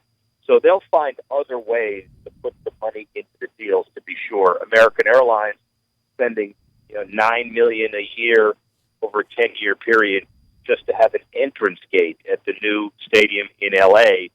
That name of that is going to be much, much, much bigger. I can guarantee you that. But so the point is, you don't have to have a full name to get some money from a corporation. Park, plaza, entryway, area. There are areas in the new Daytona renovation for Speedway called injectors, the same thing in Phoenix, where you have these deals, the corporations will spend money for the entranceways, separate from the facility itself. Rick, how do you get people adjusted to and used to rolling with the new name? Because I think that's going to be a problem forever at the Coliseum in Los Angeles. Because it's just so easy to say that. Here locally, we're fortunate with two great hometown companies, FedEx Forum to say that, AutoZone Park to say that, the AutoZone Liberty Bowl to say that. I take pride locally in saying that with a lot of friends at both places. But how do you inculcate the public to rolling with the new name of the Coliseum in Los Angeles? By being careful not to take that away. So, if you call the AutoZone Liberty Bowl the AutoZone Stadium instead of Liberty Bowl, I think it would go too far. I think people would think that the history and tradition of the Steve Earhart Building, the Liberty Bowl itself, the history in Memphis. So you got to be real careful about how you structure it and what you do with the deals. And the same thing with the Coliseum in L.A. United's going to be involved and it's Memorial Coliseum, but there are ways to do United as well as Coliseum and not give away the store. And I'm sure they're testing that right now. Rick, we appreciate you so much joining us today, and you have a good weekend. Stand by your team. Don't give up, and be safe on that early morning flight. And we appreciate you joining us. Thank you so much. Well, we're not supposed to do this, by the way, but I got 24 points. I just want you to know that during that game. You're not supposed to talk about odds, but I feel very good about that.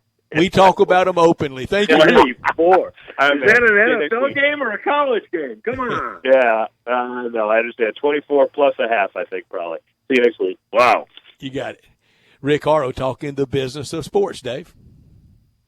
I always enjoy listening to him, and I'm sitting, as you know, in the Family Leisure Studios Southeast. And I want to remind everybody there's no spas here, but they are at I-40 and Witten Road. And in some cases, you're getting almost half off. 50 spas ready to be shipped. This is the best spa sale of the year. Please go see my friends. Ask about the swim spa. Maybe you want just something that is really, really special. They've got it as they make way for the full products to come in. Just get to I-40 in Witten Road. You turn left. If you're heading east, you go north. And there on the right, about a half a mile up, you'll see 70,000 square feet of food, of fun, and this tremendous spa sale all coming together at Family Leisure. Dave, how many running backs will see carries tomorrow for the Tigers with Patrick Taylor out? Well, you can absolutely be assured that you will see Kenneth Gainwell. And I don't think you'll see him get more than 20 to 25 snaps. And that could be, remember, he will line up like Tony Pollard did. He's going to start as your tailback, but he will take some snaps in the slot like Tony Pollard used to do. Jet sweeps, he can run that way, but he'll also get some catches like he did last week. You'll see as the backup, Kylan Watkins, the kid that he's got a shifty gear, he's smooth, he's got what they say is the best vision. This is where it gets tricky. I think you're going to see Rodriguez Clark. This is the kid we talked about yesterday. This is the kid he's already announced on Monday that he's not going to redshirt, but he said he was going to redshirt him because he needs him on special teams too. But I think he's the big body that you don't have anymore without Patrick Taylor in the lineup. So I think he'll get a few snaps. He could be your third back. Don't forget Trevion Samuel is the backup to Kenny in the tailback position, and you could see some of Tim Taylor. You could see basically, 5 guys? That's by committee then. I think you can see. Yeah. Oh, yeah. But Kenny's going to get the majority. He's going to start there. I think you're going to see some 2 tight ends. You're going to see some dual in the backfield where you'll see probably Kenny Gainwell along with Kylan Watkins. There's a lot of different ways they could go. It will be somewhat by committee, but Gainwell's your star. And Dave, without Patrick Taylor and the ability to switch out Patrick and Kenny like they did in the first 2 games, or really the first game against Ole Miss, I don't think was Patrick didn't play last week either, so that would be just the first game they did that. How much more pressure does that put on Brady White not having his main starting running back tomorrow? I think there is pressure on him. I do. I mentioned that a little bit before. He's got to play like he plays at the Liberty Bowl. His numbers are much better at home than they are away. And let's face it, I mean, Patrick Taylor takes a lot of heat off of you. The same way that last year when you had Darrell Henderson and Tony Pollard in the lineup, there wasn't as much pressure on your quarterback. Well, now, you thought some of the pressure would be taken off by having this kid, Patrick Taylor, who could have gone to the NFL too, and he stuck around. Yep. Now he's not here. I just don't remember the play he got hurt on, Dave, late in the Ole Miss game. I don't. I will tell you, I got to credit my man Jarvis Greer, who will be sitting next to me at Lad Peoples Stadium tomorrow. He went back and he took a look, and it was not on a run. He was blocking, and from behind, somebody rolled back on him. And wasn't, on purpose. He got shoved, however it worked, but as he was blocking from behind, he was rolled up on by an Ole Miss guy, and that's what got him. And it's a lot going on at the bottom of that pile. It wasn't friendly fire, so it was somebody from Ole Miss rolling into him. No, but I think he was knocked into him. It was not deliberate. I think it was somebody who got knocked into him.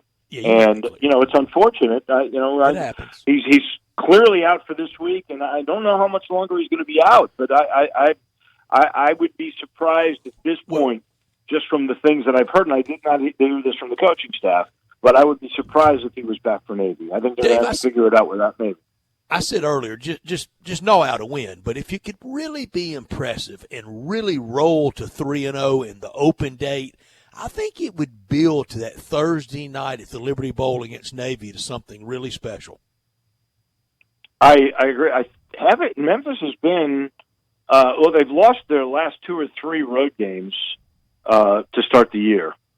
But they played Ole Miss, and they had to play UCF, So they played really, really good teams on the road to start the year. But I think they started off 2-0, 4 of the last 5 years, something like that. And it might be actually 3-0. I got to double check that, but I think that could be right. So they're used to early season success, and you're right. I mean, that would be a great build-up. And the Navy game always draws because you get a bunch of the folks that are from Millington that come on in, and Navy draws from all across the country. People will come from as far as St. Louis or Nashville that have been involved with the Navy. They might have been cadets, they're former Navy midshipmen, and they all come. And so if Memphis wins and they're 3-0 and Navy's coming in, I expect another crowd that will be very similar to the Ole Miss crowd. Dave, what do you think right now? Just looking at the game tomorrow, it's a 19.5 point spread in favor of Memphis. Oh, I feel like South Alabama Austin Eldridge, can I wait a second here? We've got the football Friday forecast ready coming up from First National Bank and Trust. I can't. You can't give it away yet. All right. No early hits. Okay, I tried to trick you into it. I gave mine away a little earlier, Dave, when we were talking to Bruce Marshall. Bruce Marshall likes the Tigers barely to get over that 19.5. Dave, any business before the break? Or are you ready to go to the break? No. I will tell you, this portion of the show is brought to you by Conway Services. Heating, cooling, plumbing, electric, and, of course, also the tankless. You want to get into the 2019? Now is the time to get a tankless water heater from Conway. They're the best, and they're so affordable. And right now, John has figured out a way. You replace the old Energy Guzzler tank water heater with a new tankless water heater where you save money on your MLGW bill because you only heat the water you use. And he'll do this thing, a deal for you, 24 months to pay interest-free, or he'll give you $250 for the old tank water heater. And by the way, you never have to worry about that tank person because there is no tank. Save money and get hot water. Oh, by the way, it never runs out. So if you're the last one in the shower, you never have to worry. You're never out of hot water. The only thing you got to do is make this call. 384-3511. Tell them we sent you. 384-3511. Conway Services. Heating, cooling, plumbing, electric, and the home of the tankless water heater. Dave Wolo on the road with the Tigers down in Mobile. This is the Cecil B. DeMille edition of Sports Time with a cast of thousands. Gabe Kuhn back in the studios. Drew Barrett always with us in spirit. Austin Eldridge in our Family Leisure studios. I'm in Oxford, and we return. We do our First National Bank and Trust Friday football forecast with our picks for the area teams and a couple NFL games. 360-8255, 67129 if you'd like to join in. You're listening to Sports Time with Wolo and Stats on Sports 56, 87.7 and 96.1. Sports 56 now has 2 FM homes. You can now find real sports talk on 96.1 as well as 87.7 on your FM dial.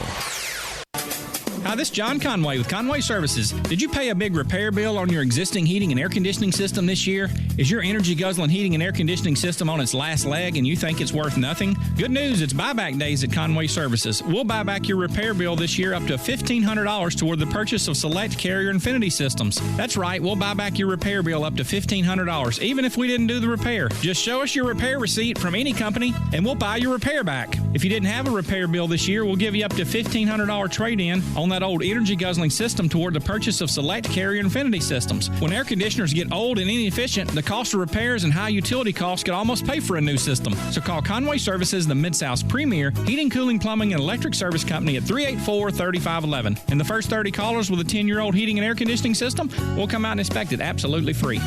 Call 384-3511. Conway Services. Call Conway today. Family Leisure has the world's biggest spa sale going on now. Over 50 spas in stock and ready to sell. $8,000 spas now just $44.99. 4-person spas starting at $24.99. Swim spas from $89.99. Huge discounts on all spas. Get the lowest prices of the year with special financing available. It's the world's biggest spa sale happening now at Family Leisure. Whitten Road at I-40, where family and fun come together. Upgrade your commute at Acura of Memphis. Seize the thrill and test drive one of our award-winning models. each packed with cutting-edge technology, luxurious amenities, and a driving experience that's sure to awaken your inner self. Driving shouldn't be a chore, it should be an adventure. Advance your drive today. Shop our aggressive lease and finance options now. Luxury is waiting at Acura Memphis, or shop online 24/7. Visit AcuraofMemphis.com. Starlight Lounge presents An Evening with the Progressive Box. I took a bit of a risk singing that song, but of course the one place I never take chances is the road, where Progressive Snapshot rewards your safe driving. A good driver plus Snapshot equals big discounts. And speaking of math, 1 + 1 = 2, little too late. Progressive Casualty Insurance Company and Affiliates. Snapshot not available in California, North Carolina, or from all agents. Hi, this is Troy Five Ash, owner of Five Ash Roofing. It's an exciting time to be a Memphis Tiger fan, and we at Five Ash Roofing have decided to share our excitement. We are proud members of the Tigers home team, which means we sponsor the Tigers athletic department, and we're also season ticket holders to both the football and basketball programs. We will be giving away 2 and sometimes 4 tickets to most of the games this coming year. To have a chance at winning the tickets, find our Facebook page, like, and share our post. The more you share, the more chances you have to win. We also want to give away some tickets to those who wouldn't otherwise get a chance to go. So you can go to memphisroofer.com or 5ash.com and send us a note why you or someone you know should get the tickets. And as always, 5Ash Roofing is fair, honest, and ethical. We're experts in all forms of roofing for both residential and commercial buildings. 5Ash Roofing, 367-0050 or memphisroofer.com. 5Ash Roofing, it's what we do. We're here for you. Dirt happens, as well as debris, dust, and damage. And when they happen to you, you need good, clean, fast service. You need Hilo Commercial Services. Hilo specializes in construction, commercial, food plant, and industrial cleaning with customized service just for you. Hilo is also an expert at high dusting to clean hard-to-reach places. When dirt happens, call Hilo Commercial Services, 901-277-6733, or visit HiloCommercial.com. Hilo Commercial Services, good, clean, and fast for you. Got something you want to get off your chest? You better have a backup plan. Want to join the conversation? Someone needs to tell him he has to grow up. Join us on the First Bank phone lines at 360-8255 or the First Bank text line at 67129.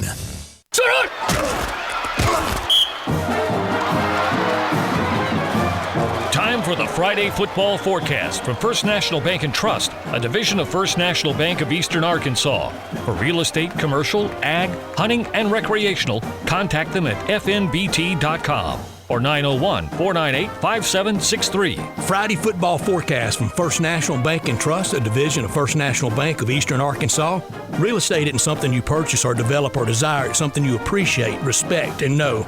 With real estate, there's no gray area. You either know it or you don't. First National Bank and Trust, a division of First National Bank of Eastern Arkansas, they've known it since their beginning in 1886. Clients depend on First National Bank because they know real estate. Brooks Winchester, Nick Sutton, and many more can assist you in your acquisition of that hunting land, farmland, a construction project.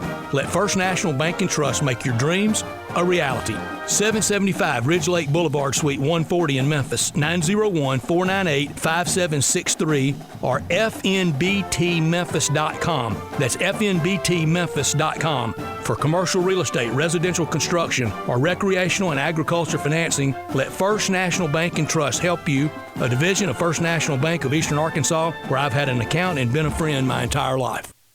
First game we pick, an AAC against Big Ten game. Maryland, a 7.5-point favorite over Temple. Battle of undefeateds in Philly. The last time a Big Ten opponent played Temple in Philly, it was Penn State in 2015, and Temple won. Temple beat Maryland last year. Maryland leads the series 7-2 all time. Drew's laying the 7.5. I'm laying the 7.5. Dave Woloshin, what say you? Terrapins against Owls. Well, I have a new theory. I want Temple to win, but I'm not going to be sucked into that. So I'm going to go with the team that I think will win and won't be disappointed if I lose. I take Maryland, 35-17 they cover. I love the theme. So you're kind of saying you can't lose either way. Austin Eldridge, Maryland minus 7.5 over Temple. Maryland made Syracuse look silly last week. They are putting up all kinds of points right now. I'm taking Maryland. Maryland, Mike Loxley, man, he's opened up some cans in these first two games. Second game we will pick will be the 2:30 CBS game, Bama at South Carolina. Biggest South Carolina football win ever came in this one back in 2010. 12-3 all-time Bama. Nick Saban, 11-1 in SEC road openers, including 13-4 at LSU. And 131 out of 134 regular season games for Alabama that they've gone out on the field with national championship implications. Big point spread, 25.5-point favorite for Alabama. I say Bama big, early, often. Bruce Marshall loves them as well.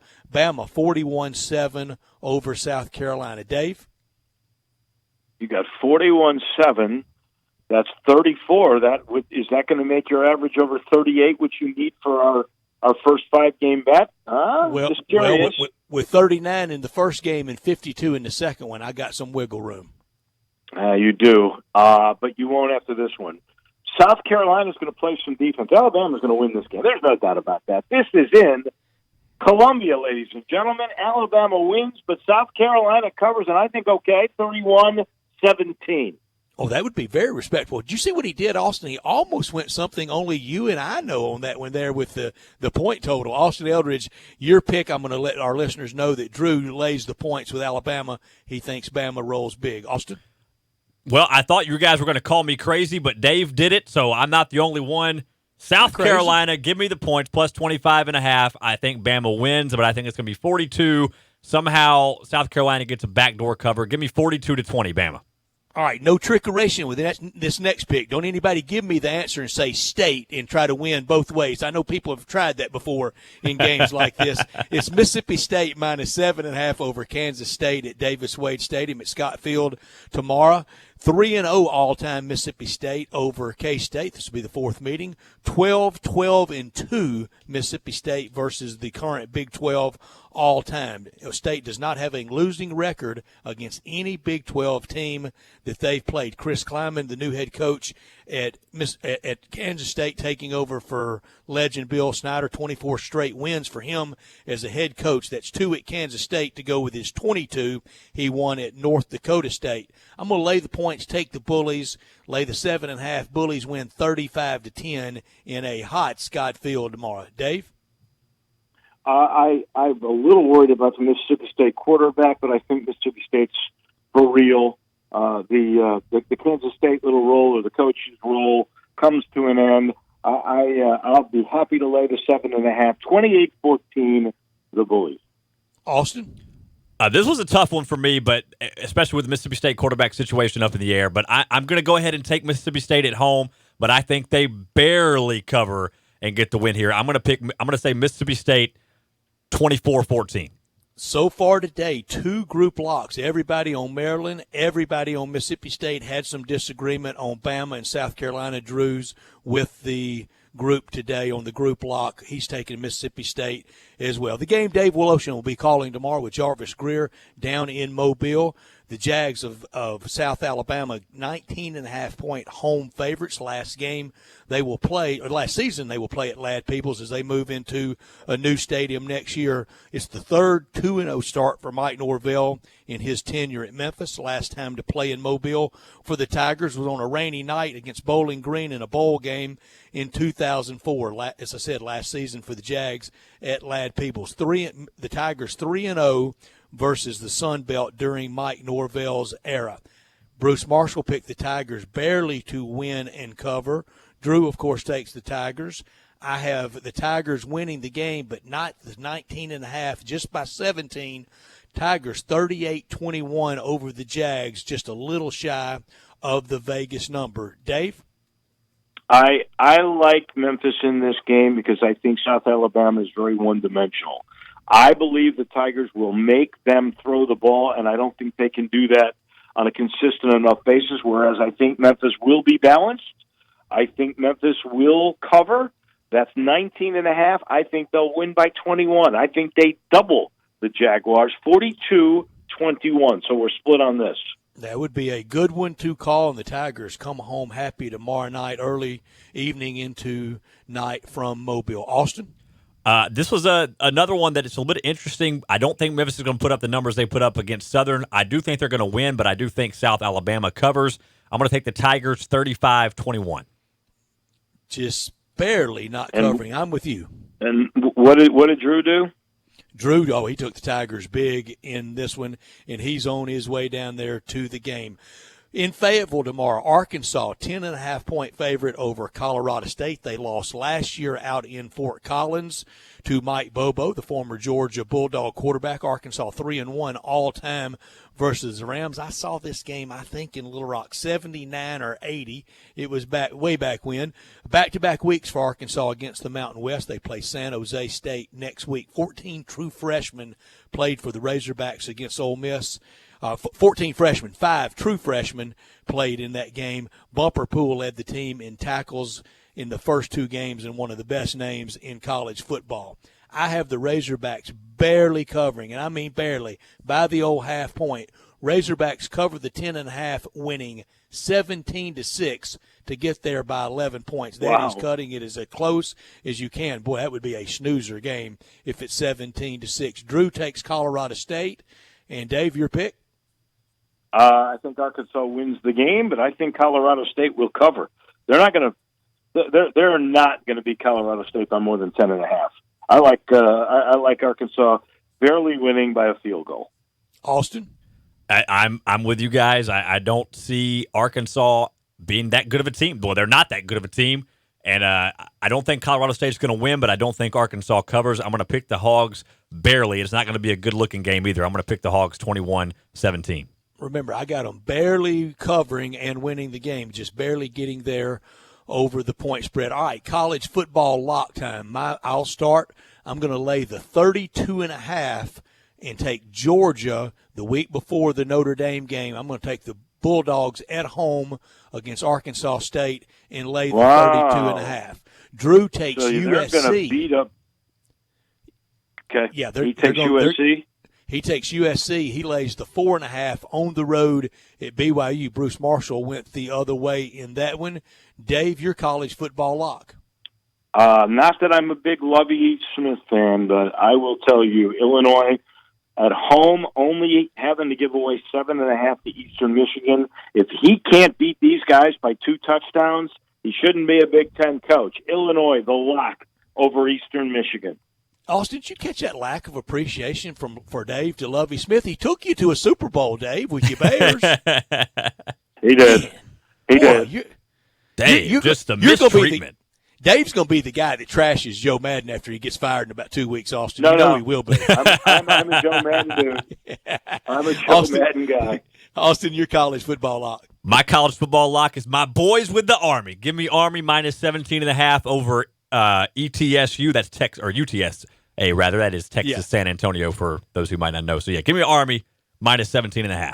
All right, college football shock time. Has to be an underdog. If they win, you get double points. Drew takes Hawaii plus the 21.5 over my college football playoff team, Washington. They're not going to the playoffs with that dinged-up loss last week against Cal. My college football shock will be Kentucky plus the 8.5. They won't win 2 years in a row over Florida, but they'll scare the Gators to death tomorrow in Lexington. They lose 17-14, but they get there with the points. Dave, your college football shock. My shock's going to be Arizona at home against Texas Tech, and they're getting 2 points. I'm not a firm believer in this new regime at Tech. Give me the Wildcats. And we'll give you the hook because we have no pushes here in the Friday football forecast segment. So you get Arizona plus the 2.5. Austin, your college football shock. Well, Bruce Marshall did not make me feel good about this one. He was not a fan, but I'm taking it anyway. The shock of the week, Indiana plus 17.5 against Ohio State at home. Not going to win the game, but I think they can somehow pull it out. 49-33. They barely cover. I'm with you. I like Tom Allen in that game to stay close. Maybe not win it, but stay close as you described. NFL, 2.5-point favorite, the Rams at the Coliseum over the Saints. I take the Rams and lay the 2.5. Drew takes the Saints. Dave, Rams or Saints? Saints. Give me the 2.5, baby. You get the Saints. That's revenge from last year's robbery. And it was robbery. Austin? Yep, the Saints get their revenge. They win this one outright. Give me the Saints. I'm the only one taking the Rams. NFL lock for you, Dave. I like the Chargers. They're going to give 2.5 at Detroit. I know it's on the road. I'm not a believer in Detroit, although they played good last week in their tie, but that was Arizona, for goodness sake. Give me the Chargers. I'll give the Lions 2.5. Drew's laying the 2.5 over Atlanta. Your lock, Austin? My lock of the week is maybe too easy of one, but I took it anyway. The Patriots minus 18.5 over the Dolphins. The Dolphins are just terrible. Patriots ought to have a field day with them, especially if Antonio Brown does play. That just adds another dimension to their offense. Give me the Patriots. I'm going to go with the Titans. Lay the 3.5. They win big over the Colts, 31-14. They get there easily. My shock, my underdog pick from the NFL, getting 1.5 at home. The Giants win straight up over Buffalo. That's my NFL shock. Will be the Giants plus the 1.5. Drew takes Oakland plus 7.5.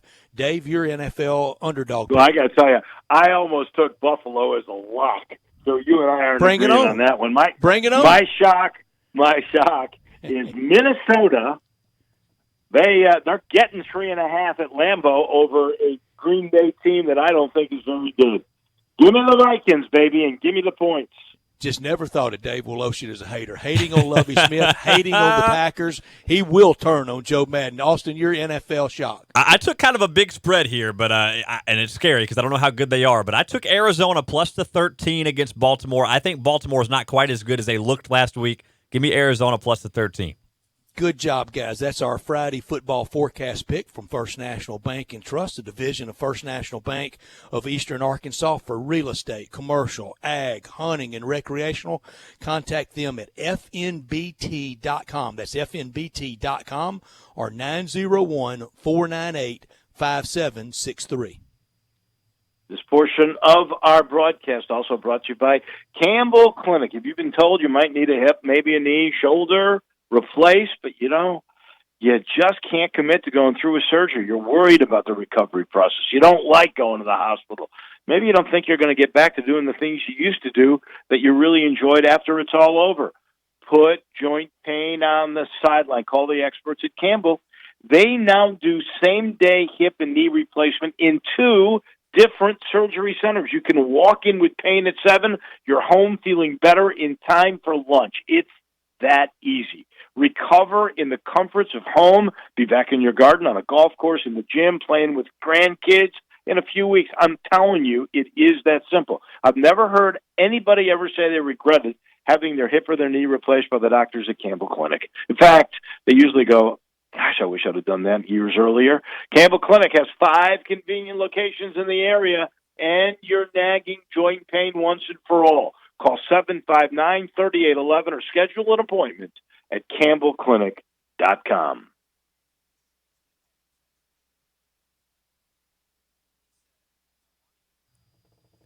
All right, well, we're going to take the break. I think we may have lost them there for a little bit, but that is going to wrap up this segment. We will come back, and we will wrap it up with Taco Bell Crunch Time on the other side. You're listening to Sports Time with Wolo and Stats. Austin Eldridge filling in, Dave in Mobile, Brett in Oxford, and Gabe Coon producing for us today on Real Sports Talk, Sports 56, 96.1 and 87.7. Take Sports 56 with you on your phone or tablet. Download our official Sports 56 app today.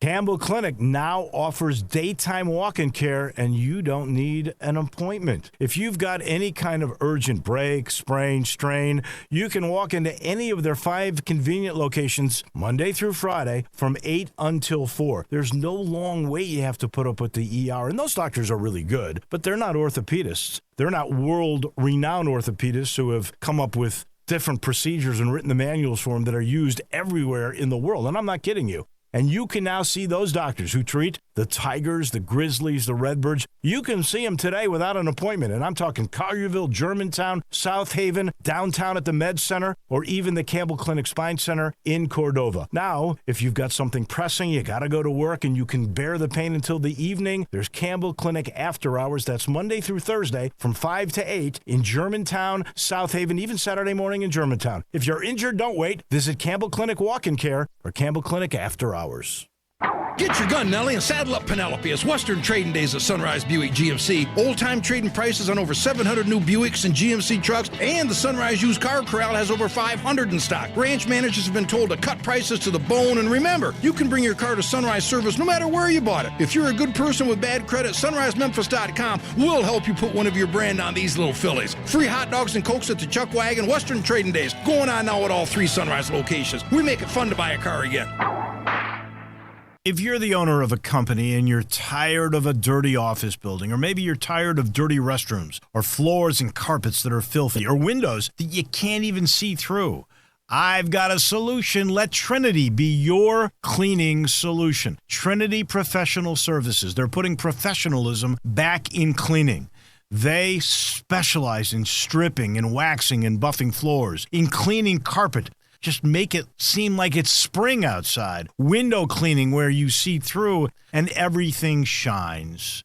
Commercial janitorial services specializing in final construction cleaning. Hey, the people that own this company, they are big construction people. They know what needs to be done. So if you would like it done the right way, call Todd Pope or Tommy Ferrari, the former Tiger quarterback, at 833-6773. 833-6773. It's Trinity. They're your cleaning solution.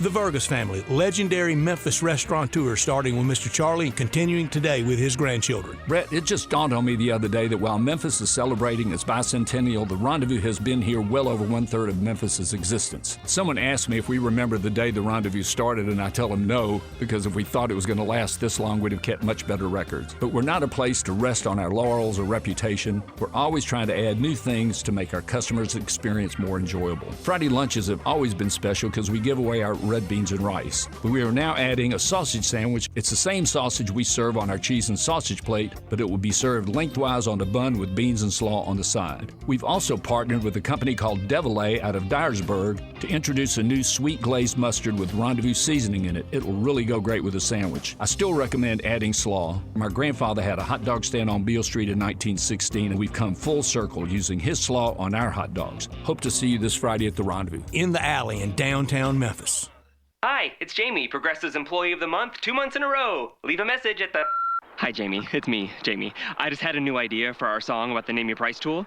So when it's like, tell us what you want to pay, hey, hey, hey, and the trombone goes, blah, blah, blah, and you say, we'll help you find coverage options to fit your budget. Then we just all do finger snaps while a choir goes, savings coming at ya, savings coming at ya. Yes? No? Maybe?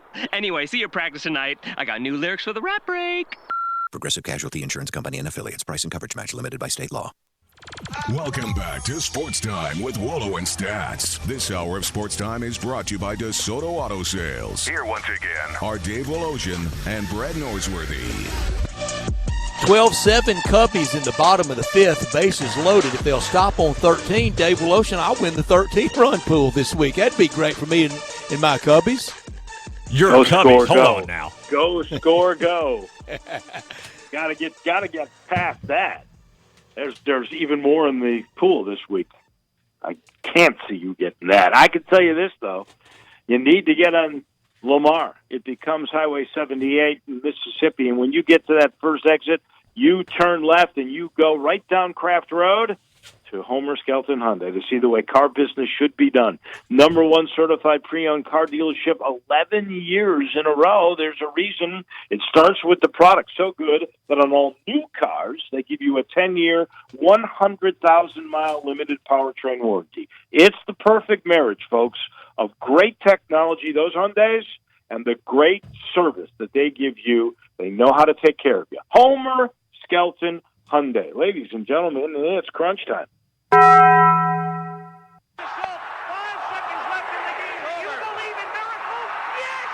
This is for all the biggest crunch time. You are looking live. It's crunch time. In your life, have you seen anything like that? We'll take questions again for the student athletes at this time, please. He's a professional. He's pretty classy for his age. In the crunch time, that's the frustrating part. Little Penny could make some appearances this year. Okay, I'm not huge into stats. Has it always been this way? It's crunch time, so I got a different mind state. What's happening, big dog? How you doing? Is this thing working? Immediately when the buzzer sounds, he lets out this shriek. He threw those ears for him. He was in stroke mode. This is stupid. It's obviously crunch time. Time for Taco Bell Crunch Time. Taco Bell, home of the crispy tortilla chips, topped with a double portion of either seasoned beef or shredded chicken, plus refried beans, nacho cheese sauce, reduced fat sour cream, guacamole, and a 3-cheese blend. Nachos Bel Grande, heaping portion of chips, topped with ground beef, tomatoes, beans, nacho cheese sauce, and a dollop of sour cream. Taco Bell, home to great food you get on your way home real fast, and they bring you crunch time every day. I learned today that I probably shouldn't disagree, Austin, with Bruce Marshall, and probably shouldn't. I know I shouldn't disagree with him on picks, but I'm with you. I'm with you. Upset alert in Bloomington for Ohio State tomorrow. 9 touchdowns total in 2 games this year for Justin Fields. First real road game for him. I'm looking for road game rattles. What'd you learn today, Austin? I learned today that Torrey Smith has retired after 8 years in the NFL. Gave a heartfelt retirement speech in the form of a letter today with the undefeated. And his career included 5,141 yards and 2 Super Bowl titles. He had entered this year 3rd in yards per catch behind Deshaun Jackson and Josh Gordon. So Torrey Smith, he is done with the NFL. Dave, what'd you learn today? Well, I learned that you guys are both crazy about Indiana. You must not have read your history books on Indiana football. I learned that the Cubs can fall behind by 4, and don't worry, we'll just score 12. Maybe 13, 14, 15. Who knows? My Cubs, Dave. You got to stop with that. You got to stop with that, Brett. You can never, ever utter those words. If they score 13, if they score 13, they're my Cubs and my green. Dave, what is it you could have done with that today? I also learned today Sean Livingston retired. He retired, too, after 15 years and 3 titles. He retired at the age of 34. I could have done with more of the Antonio Brown story. He is not on the commissioner's exempt list. The league will investigate starting next week.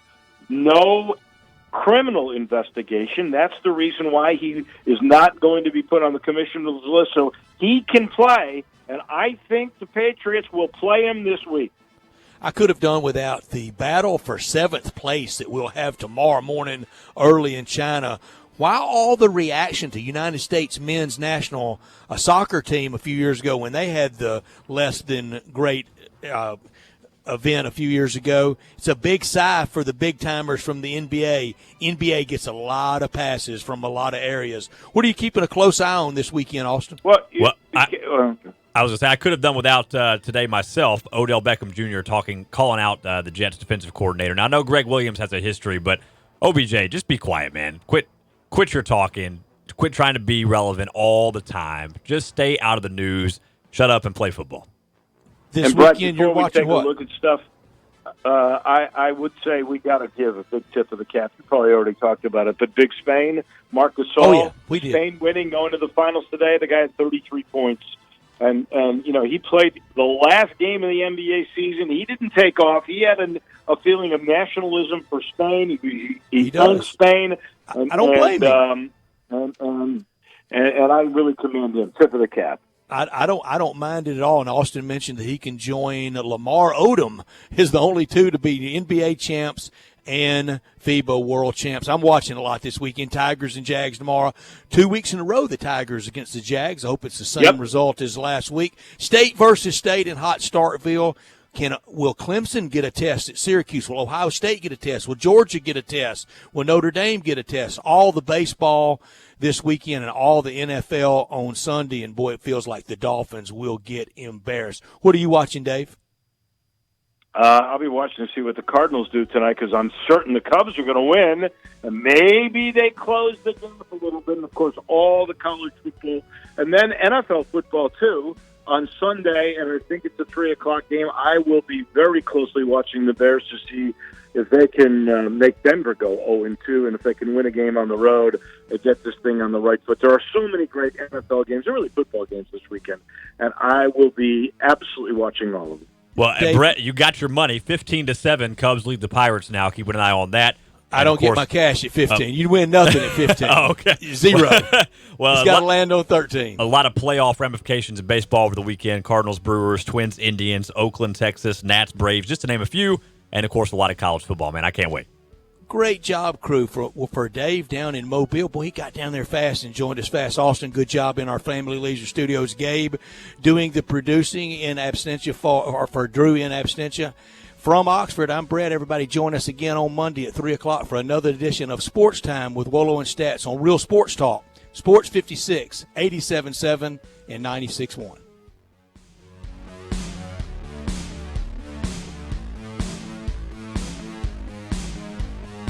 If you're the owner of a company and you're tired of a dirty office building, or maybe you're tired of dirty restrooms, or floors and carpets that are filthy, or windows that you can't even see through, I've got a solution. Let Trinity be your cleaning solution. Trinity Professional Services. They're putting professionalism back in cleaning.